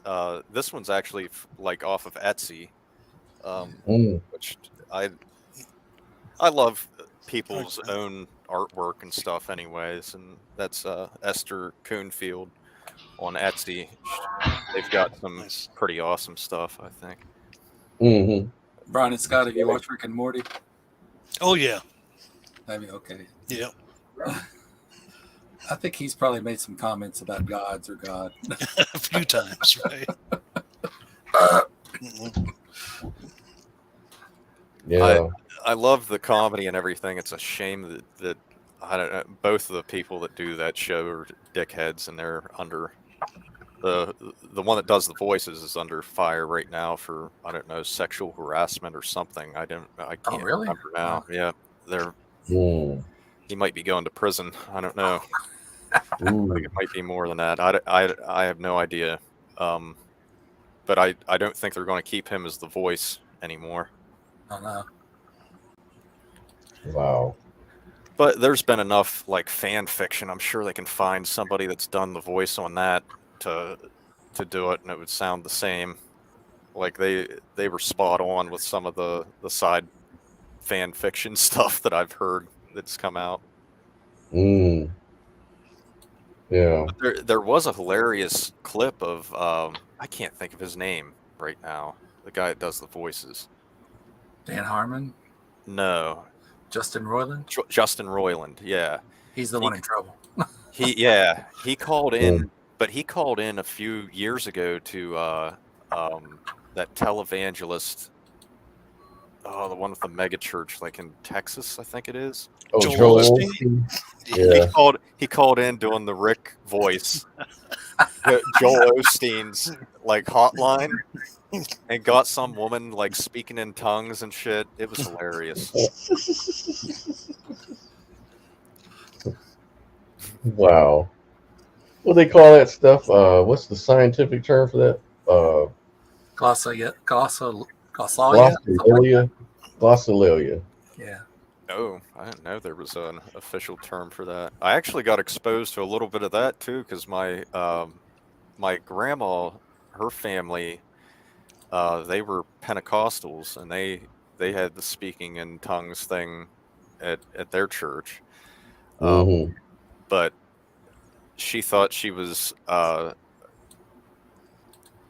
she didn't like the speaking in tongues thing, so it scared her, and so whenever we moved and everything, they found another church, and she found an independent Baptist church is what she ended up settling on, as if that was a step up or something. But Right. As long as it doesn't have that scary speaking in tongues stuff. our church then would say, this was confusing as hell whenever I was a kid, because then our church would say that was the devil doing that.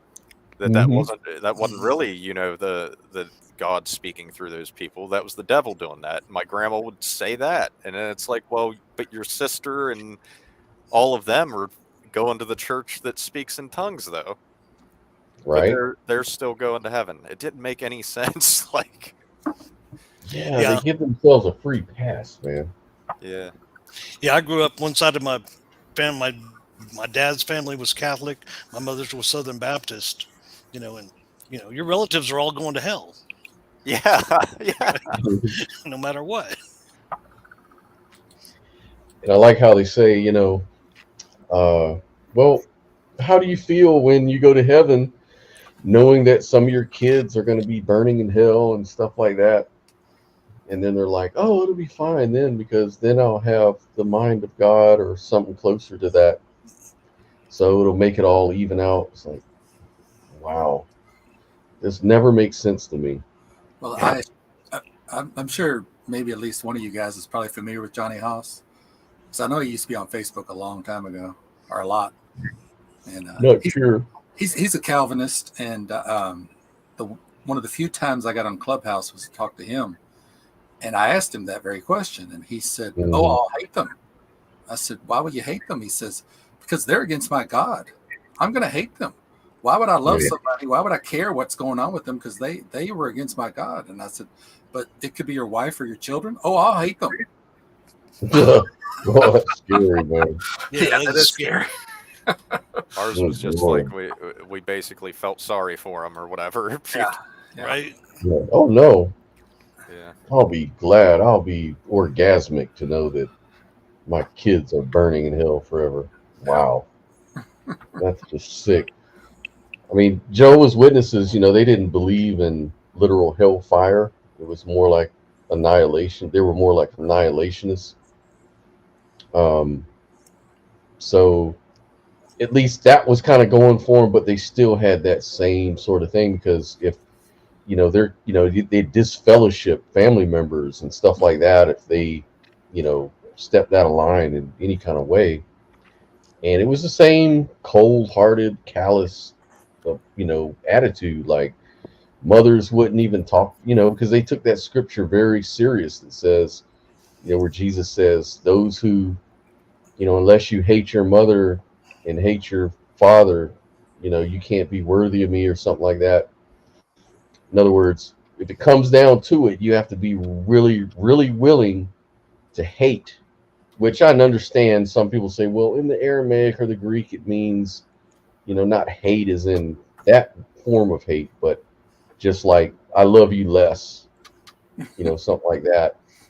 But the way that they practiced it and did it, it was still just as cold and callous. I mean, just you can never talk to them again. You can never spend any time with them. It's like, this is your kid, That's what I was just talking on, like I said, on Ryan and James's show about codependency that goes along with that too, to where they get you codependent on that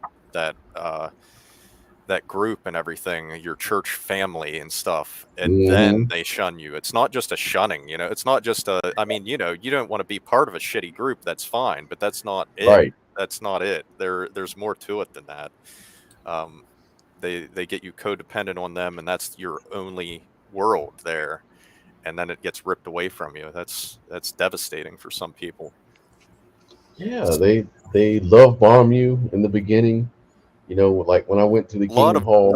A lot of narcissist tactics, right? Big time. Like it's a narcissistic God. Like narcissistic God and organization. Yeah. And so they implemented that brainwashing technique. They love bomb you to death, get you hooked, and make you feel like it's your decision. And then once you get in, they just flip the script on you. It's like, now you have to, now you're obligated. You got to come to all the meetings.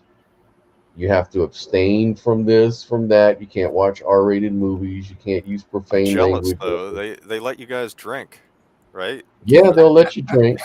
Yeah, because we were Jesus a dry turned church. water into wine, and no, they told us that it wasn't fermented wine. Exactly. Yeah. Oh.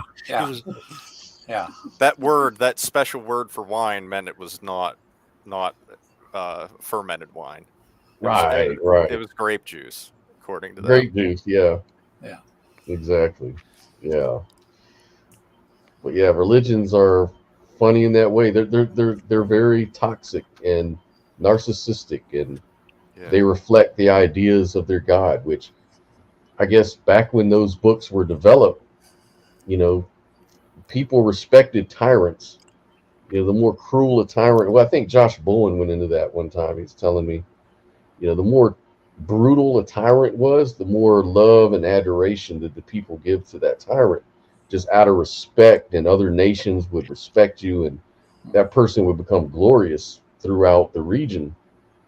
And so in the name of spreading a king's glory, he would do all sorts of cruel genocide, and just as crazy as it could be.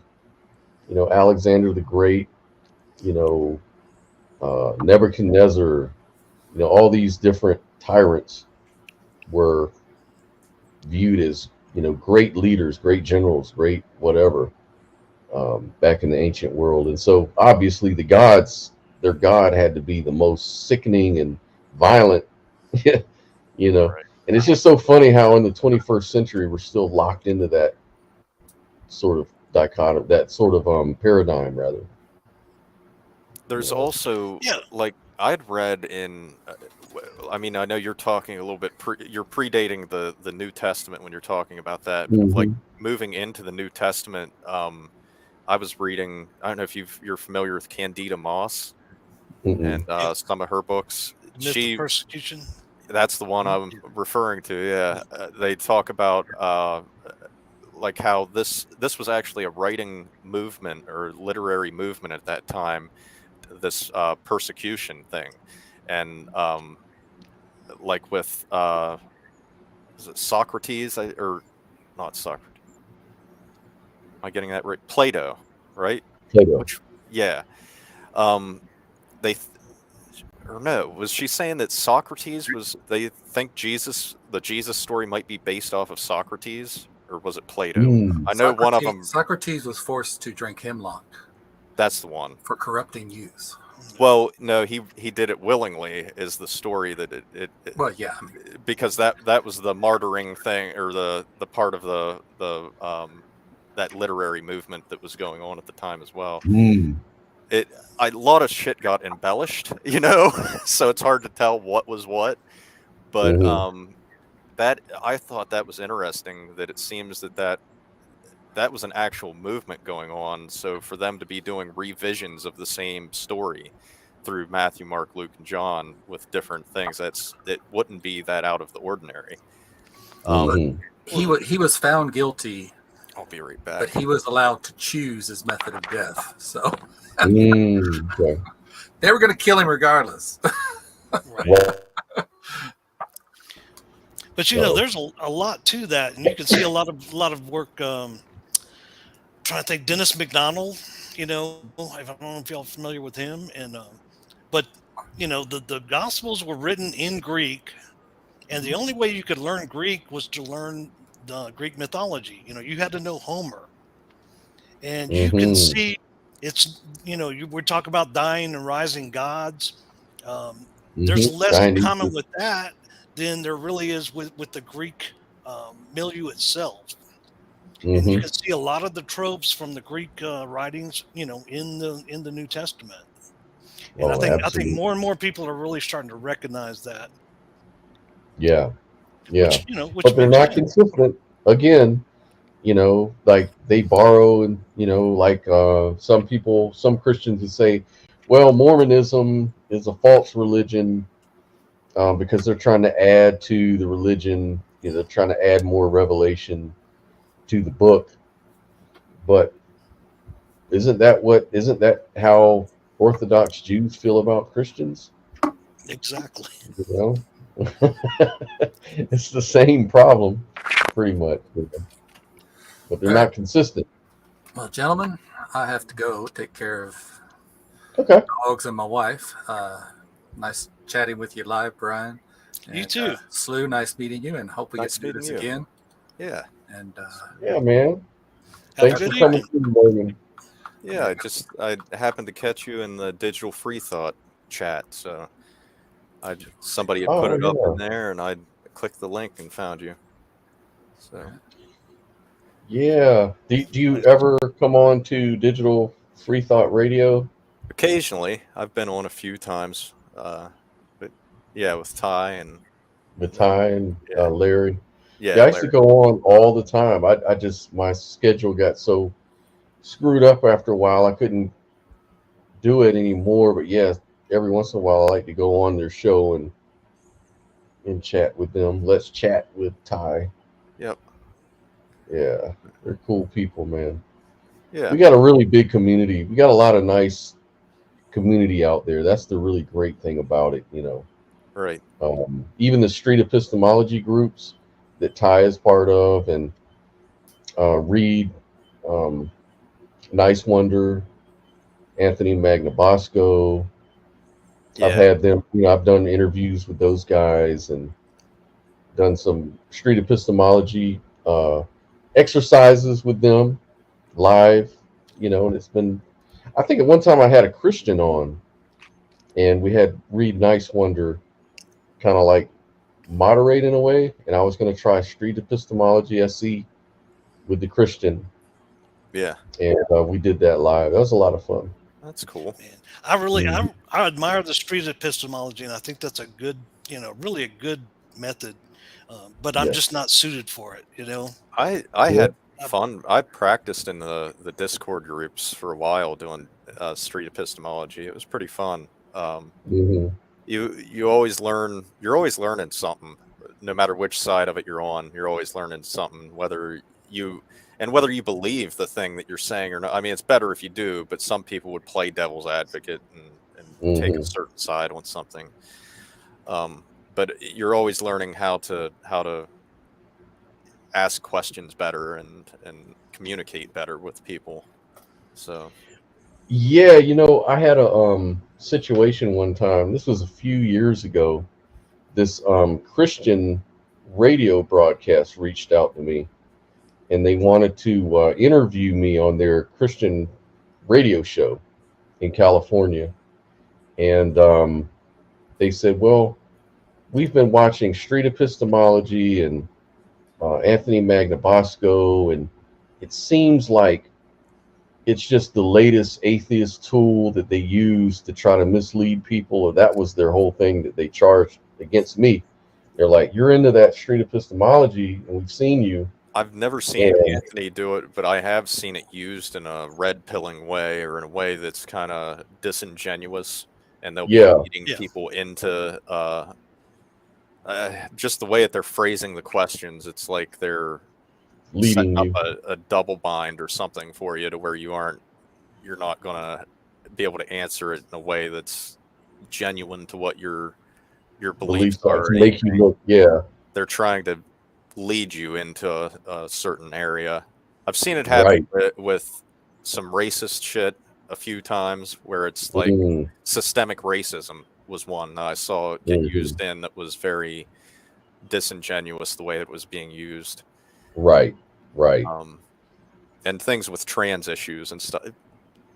Things I'd say are like hot button issues for fascist propaganda right now. Like Hmm. Yeah, I mean, it can be used to question. I mean, I guess the whole idea is to question anything, but in that particular situation, it was about religion. And one of the things they were saying is, so when I was on the show, they brought up, well, it's basically based on what is it, Peter Boghossian book. Yeah. And he said the name of the book was How to Convert People to Atheism. That's the name of the book. And so they're like, how can you as someone who exercises street epistemology in the name of being fair and balanced and unbiased and trying to really just use Socratic method, it's based on a book on how to convert people into atheism. It's like a handbook for creating atheists. So it's like, obviously you guys have an agenda, right? And so they kind of felt like street epistemology is just a way for people to push different agendas. Like if you want to be, you want to push this conservative thing, you can use street epistemology. If you want to push, it is. I do have that book too. It's a manual for creating atheists. Yeah. That is his book. He also has another book called How to Have Impossible Conversations. Yeah. Which And you know what I like to do? I like to just put my cards on the table and just say, yeah, sure. The name of the book was a manual for creating it, but so what? Right. You can still talk about it because let's face it, Christians. I mean, have the truth, right? You have the truth. There's no matter how rigorous the test is, if you've got the truth, you've got the truth. You shouldn't worry about traps, and you shouldn't worry about, go for the trap. Yeah, I'll set up a trap. Go for it. I mean, what do they think evangelizing is? Right. What do they think their goal goal is? Right. Well, now it's a fair field, so it's not fair anymore. Like what? Right. Exactly. Like, that's my whole thing. And that's really what the radio show, we kind of devolved into that conversation that, okay, fine. You want to say that it's it's used for evil, or you've got the truth. What are you worried about? You Yeah. know, there's no question the truth can't handle, right? Yeah, but the problem is, like, if you look at some of those Anthony Magbosco videos, they always choose the most uneducated of the Christians. It's like a setup. Like, even if you watch the Atheist Experience, I have they'll helped. only allow the ones that are I've not very no. strong. I have It's like, helped. I have helped admin debate groups for like it's all kinds of religions. yeah. A religious debates group for years, and I'm telling you, we used to get people all over before they started changing their algorithms and everything else on Facebook. But we Mhm. used to get people all over the world, and Christians. A lot of Christians were in the debate groups, and it did not. That there weren't any, like, you heard the same exact arguments over and over and over and over and over and over and over. Like, it was the same Mhm. exact arguments, and it wasn't just Christians; it was other religions as well. It would be Mhm. almost the same exact arguments. It would Yeah. just be a different book, but it would be the same arguments. And it's like I mean, eventually you catch on to these things, and it gets frustrating and it gets boring after a while, to be honest. Yes. Like, Yes. Sometimes, right? Well, they try to say, like, William, we won't get anybody like a William Lane Craig or a real serious academic to actually that'll be able to eat your lunch or whatever. But it's like the problem is they're essentially making the same argument. Like, they're not bringing anything new to the table. It's all the same shit.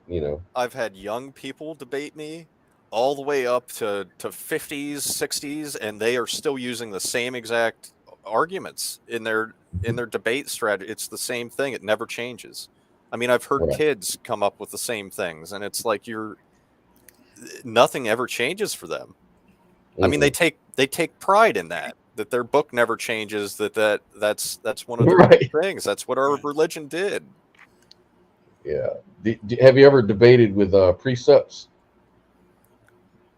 Precepts, well, yeah, that would be the majority of Christians. They're yeah, To an extent, yeah. at least the Some are evidentialists, but then at least these days it seems like the growing trend is to follow the Darth Dawkins thing. It always surprised me when Anthony would act like he acted like he was surprised when he came across a presuppositionalist. I'm like, how are you? That's the majority of the ones that I've ever talked to. So it wasn't. It was like I didn't understand what he was so surprised about with that. But yes, that's his thing. I've spoken to him about that. Yeah. And he said, yeah, this presupp, he doesn't like talking to them.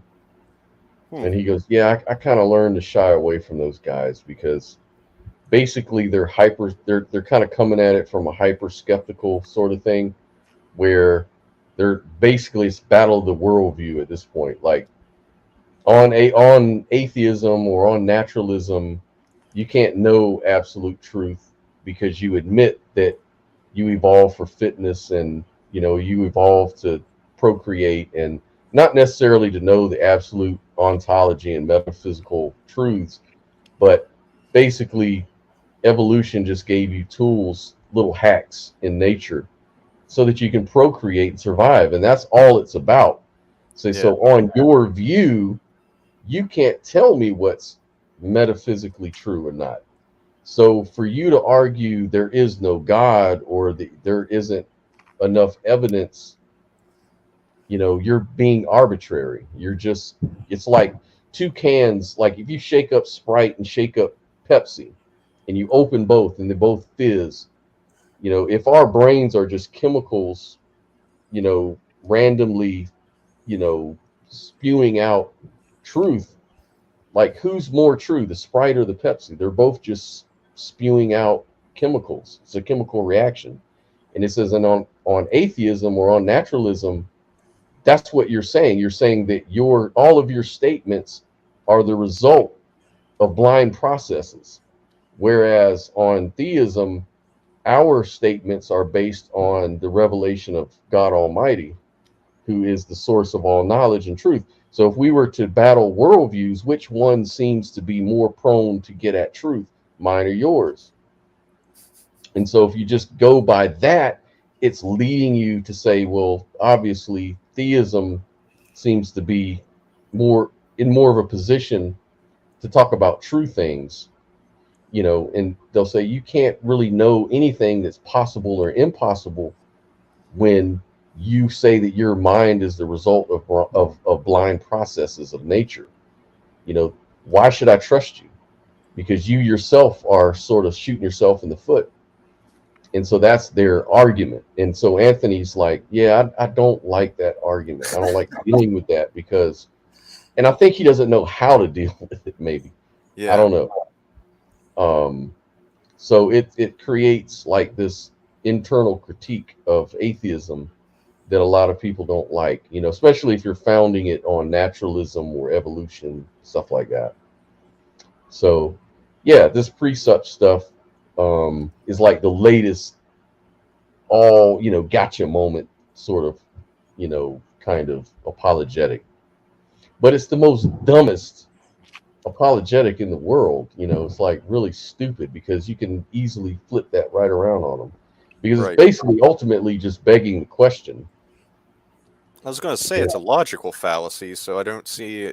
I mean, it's basically trying to insert debate things in place of actual street epistemology. You can't. Mhm.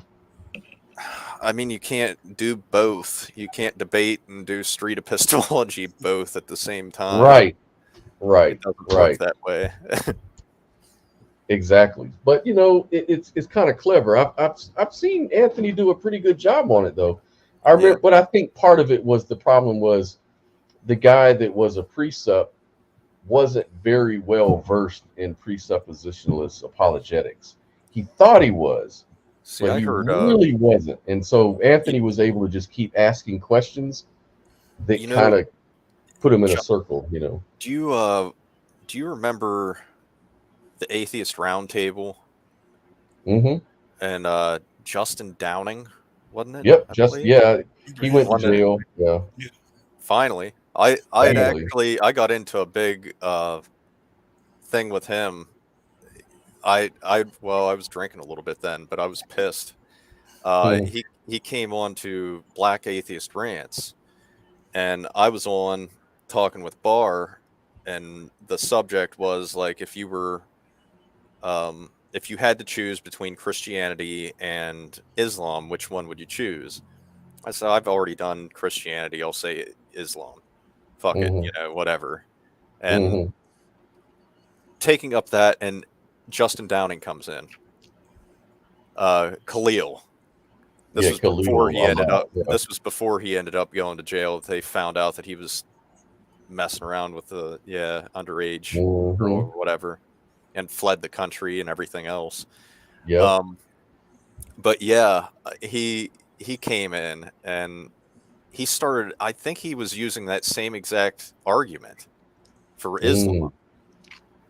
And he was so I called him a grifter because I think he fucking was. Yes. He was the most disingenuous person I've ever fucking met. So yeah. The funny thing was what got me into the whole YouTube sphere and doing these debates and mods and my own channel eventually was him. Because I found the Empathetic Atheist channel. Oz was on too. Yeah, Oz was. I was getting pissed at him, and Oz was getting pissed at me for being so hard on him. Really?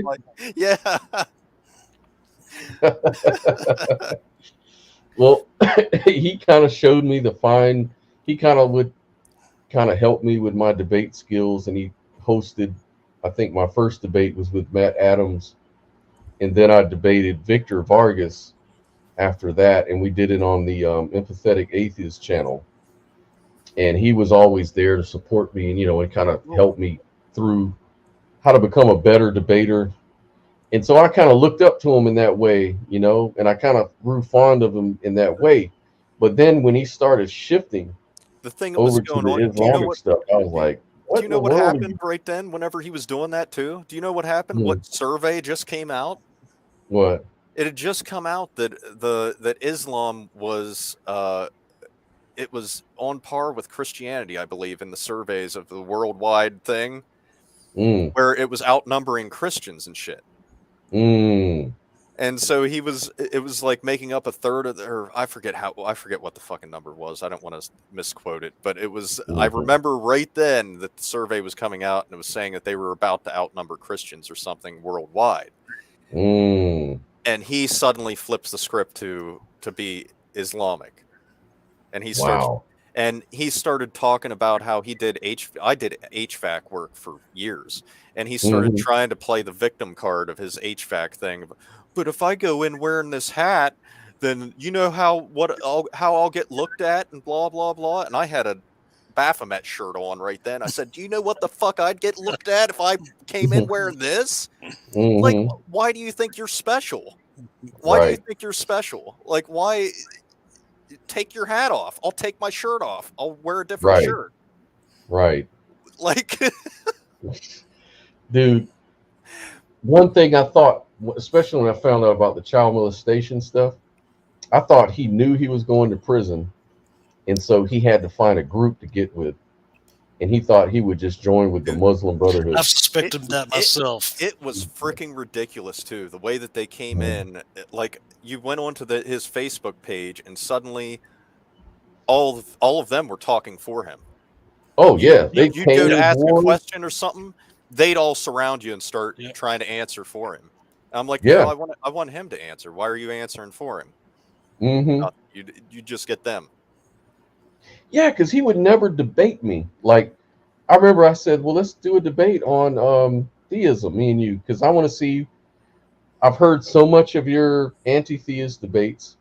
Now you're a theist. I'm really curious to see how you're going to answer your own questions. I kept And I pressing went him. back and got all You know his, what he did? like the free will. He He was really He hard would determinist. he would float around in Discord channels looking for just like people he knew he could just outmaneuver on things. Yeah. And he would sneak around in those Discord servers and he'd pop in and out of those. Mhm. And that's what he was doing. He wouldn't, like, who was it? Aaron Raw, I believe, was offering to debate him, or Matt Dillahunty, one of them. And Yeah. he kept making up excuses and trying to act like they had screwed him over or something and all of this shit. No, he was sneaking around in the other Discord channels and shit, and he was purposely keeping away from them. Like, Yeah, he I knew would he love was to see him grifting. try He to knew go what he against was Aaron doing. Raw.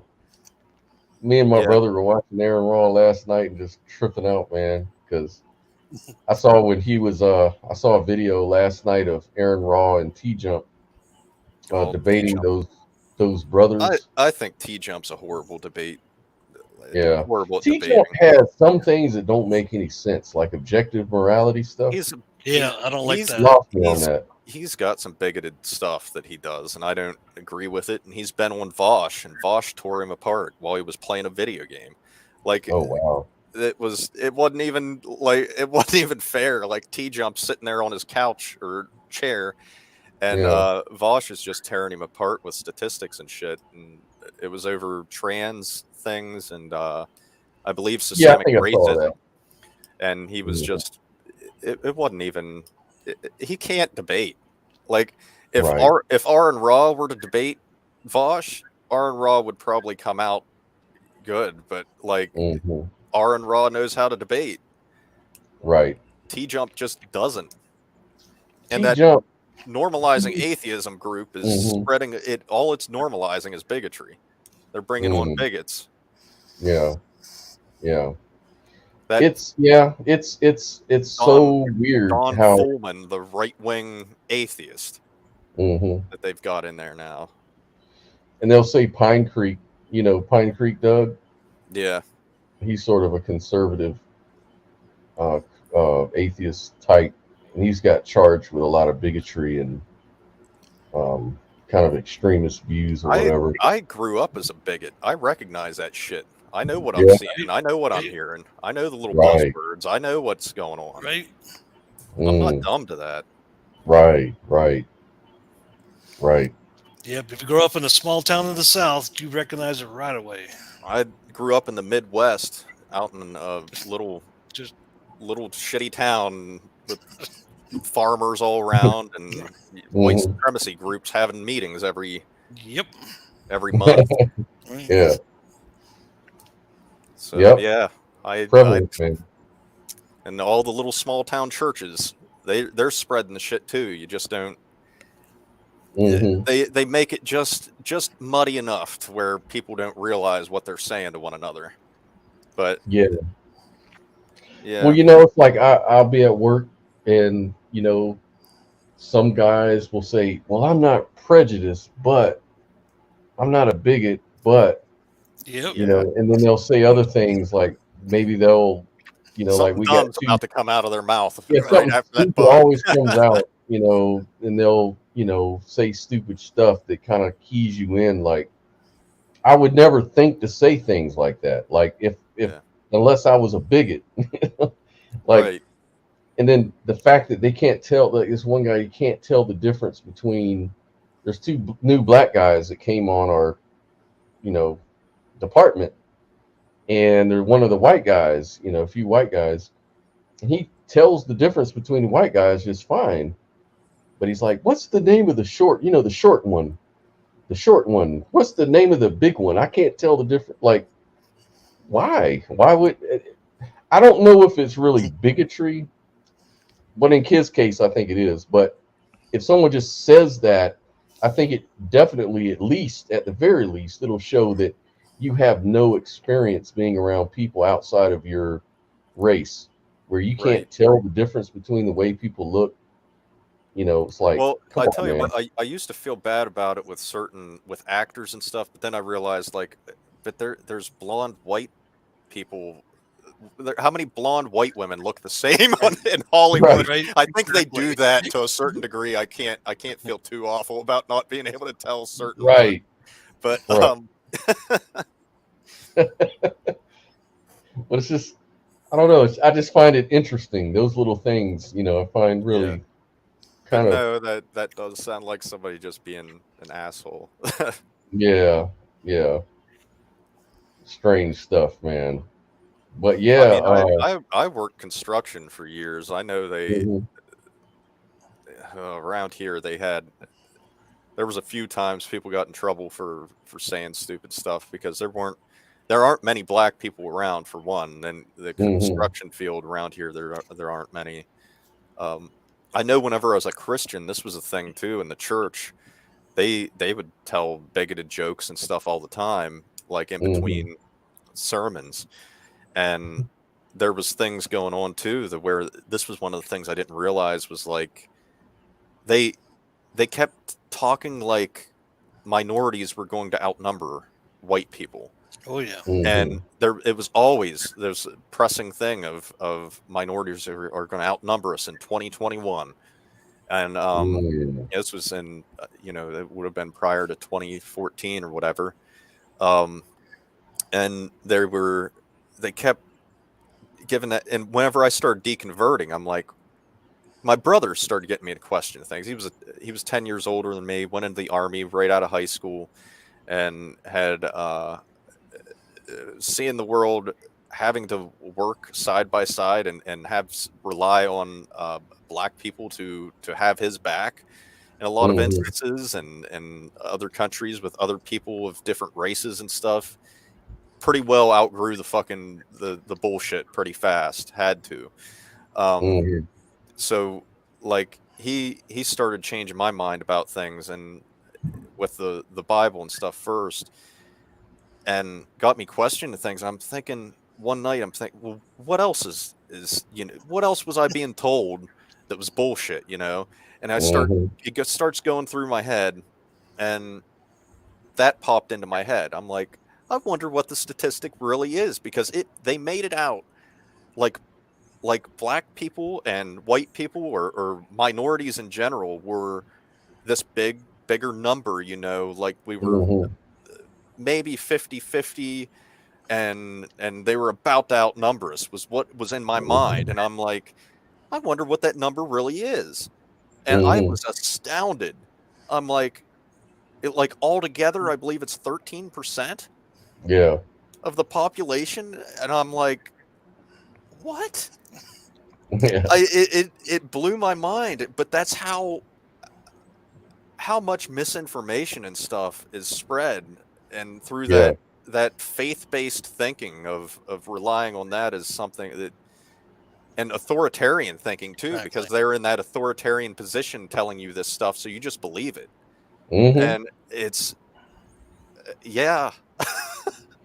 Yeah, and you know, people, there's certain, I think it kind of boils down in a way to psychology where there's certain profiles that people have that draw them into those authoritarian sort of ways. Like a lot of military people probably gravitate towards certain religions like Calvinism Yeah. and certain Christian religions that are, you know, very authoritarian, you know, like not many military people would be like these universalist Christians, for example, where they're very Yeah. liberal, they're very progressive, they have like a, Well, oh, the Bible is just analogy, you know, it's not really to be taken literally and all these parts, just the love amazingly part. enough, my brother ended up with somebody in charge of him that was an atheist, and started getting him to question things himself. So like he came out and uh, well, his drill sergeant was a black atheist at that, Mm, so it was like, yeah. hmm. Yeah.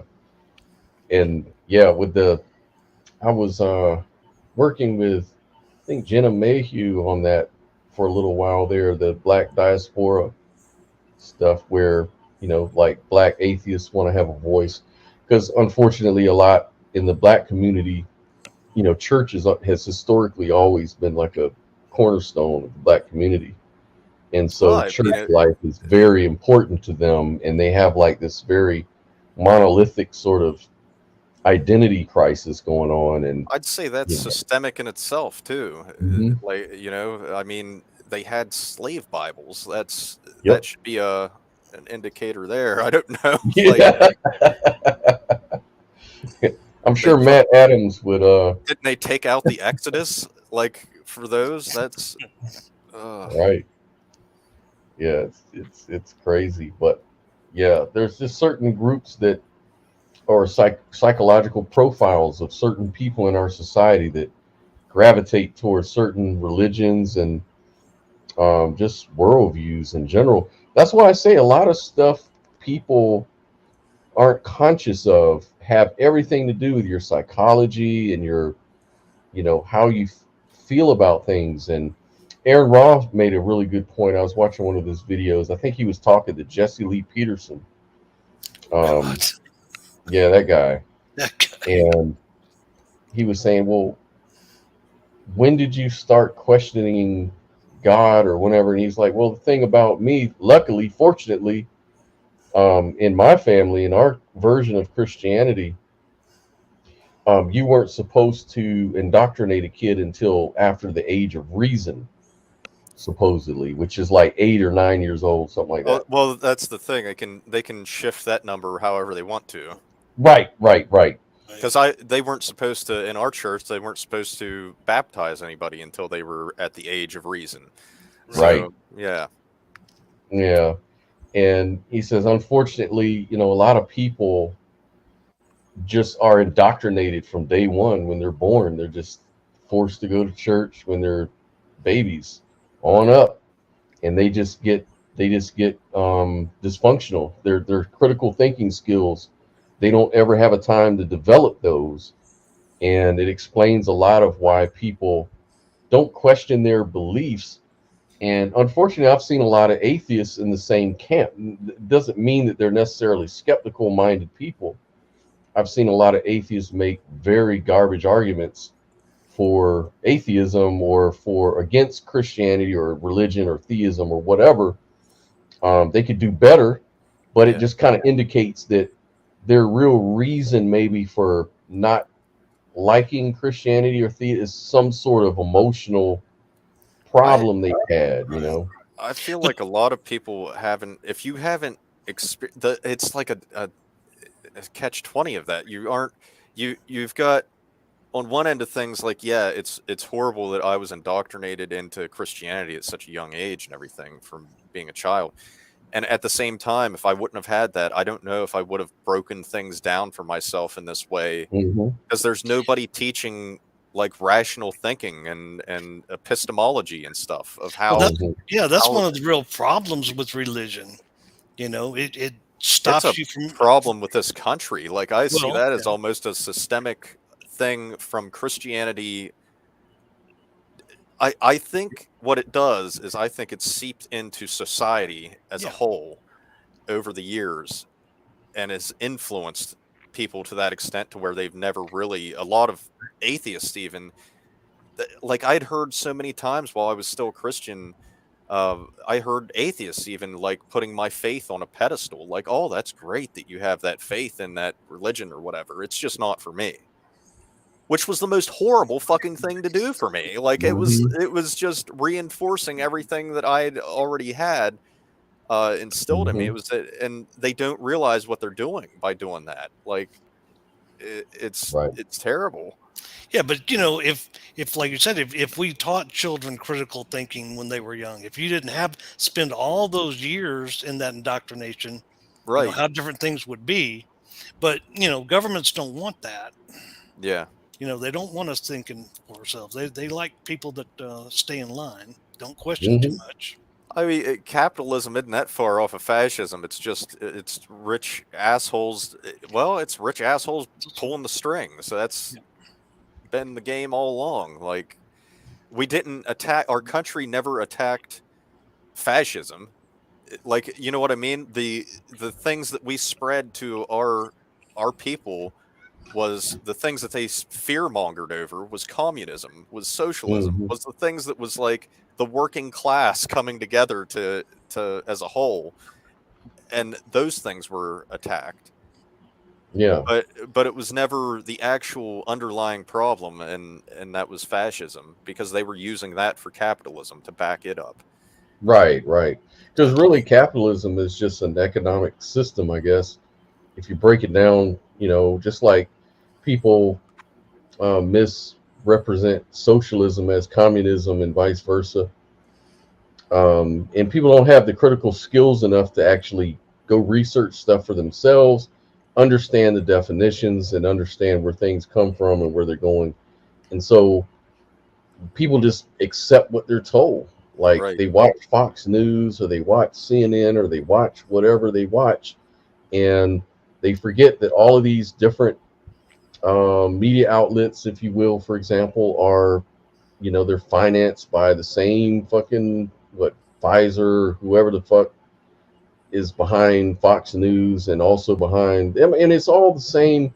It's like, it's like you said, the government has an invested interest in keeping a dumbed down society, because then we don't question things, and we just kind of follow orders, and we fall for their misinformation and their, they can do little psyops here and there, and we wouldn't know the difference.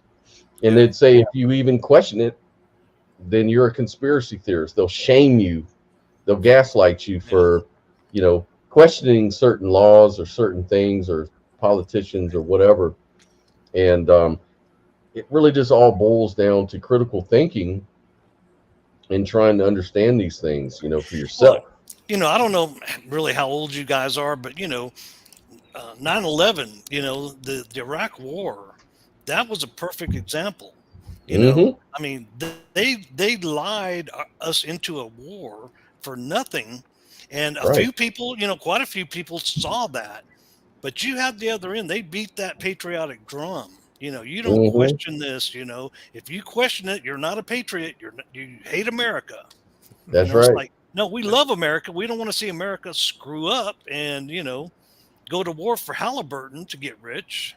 Right. That was Daddy Bush's big money maker. You can't. Right. But none of that mattered. Yeah. To that mindset of person, that conservative. They could beat the drum. Hey, this is America, USA, and get away with it. And just get away with it. They just gaslight people. And so now the end result with all this, explosion of information, we've become hyper skeptical. People don't trust the media. People don't trust science. People don't trust any of the authorities they used to trust. Like you see the whole COVID thing happen. Nobody trusted the vaccines. Right. There's so much mistrust. People don't know what to believe anymore. And so that's where we're kind of in danger, because now with the AI Oh, and yeah. these chat bots and things like that, it's going to be that much easier to spread misinformation. And I think what people gravitate to is their favorite little, pet theories and conspiracy theories, and people like to gravitate. And it's like you pick your own truth, like alternative facts. You have your own set of facts that you can. And I'm not to say that one party is guilty of that. I think every category of humanity is susceptible to that. Playing from Sean's S21 Ultra. And it's kind of a scary, brave new world we're going into. Yeah, it's going to be interesting. We are getting to the point where it's going to be difficult to tell what is real and what isn't. Yeah. Deep We'll fakes. see how we navigate that. I was just seeing something my brother was just showing me today, where they can deep fake like your loved one's voice and send you text and voice or whatever. It sounds just like your loved one, maybe asking for money or something like that. And it's just a scam artist out there who's hacked into that stuff, and they Wow. send it to you. And so how do you know that that's not your loved one who's really having problems? You want to help them, and they're just exploiting you. They're ripping you off. Well, I mean, I can tell you how I know. I don't have any fucking money. That's one way. That's right. Or loved ones. Yeah, that too. Yeah. So it's but for a lot of people, man, that can be a big problem. But for every time that someone comes up with some technology that can possibly harm people, there's always another group that's found a solution, and they're Right. trying to sell you the solution. Or it might be, unfortunately, the same people that create the problem are the same people that'll create the solution. Yeah. Kind of like religion. I was just thinking that. Absolutely. Well, look, guys, I'm going to get off here. We've been here for about 2 hours. Yeah. All right. Yeah. So Was- I'm going to get ready to. Nice Head to on chat out. with you guys, and Yeah, enjoyed it. yeah. Have So- Enjoyed it a lot. Maybe next time we can get a theist to come on. yeah. Yeah, we'll work on that. I'll keep sending stuff out, and we'll get something going. All right. You guys have a good evening. Sounds All right, good. brother. All right. We'll see y'all. Talk to you Good soon. one. All Hail right. yourselves. Yes.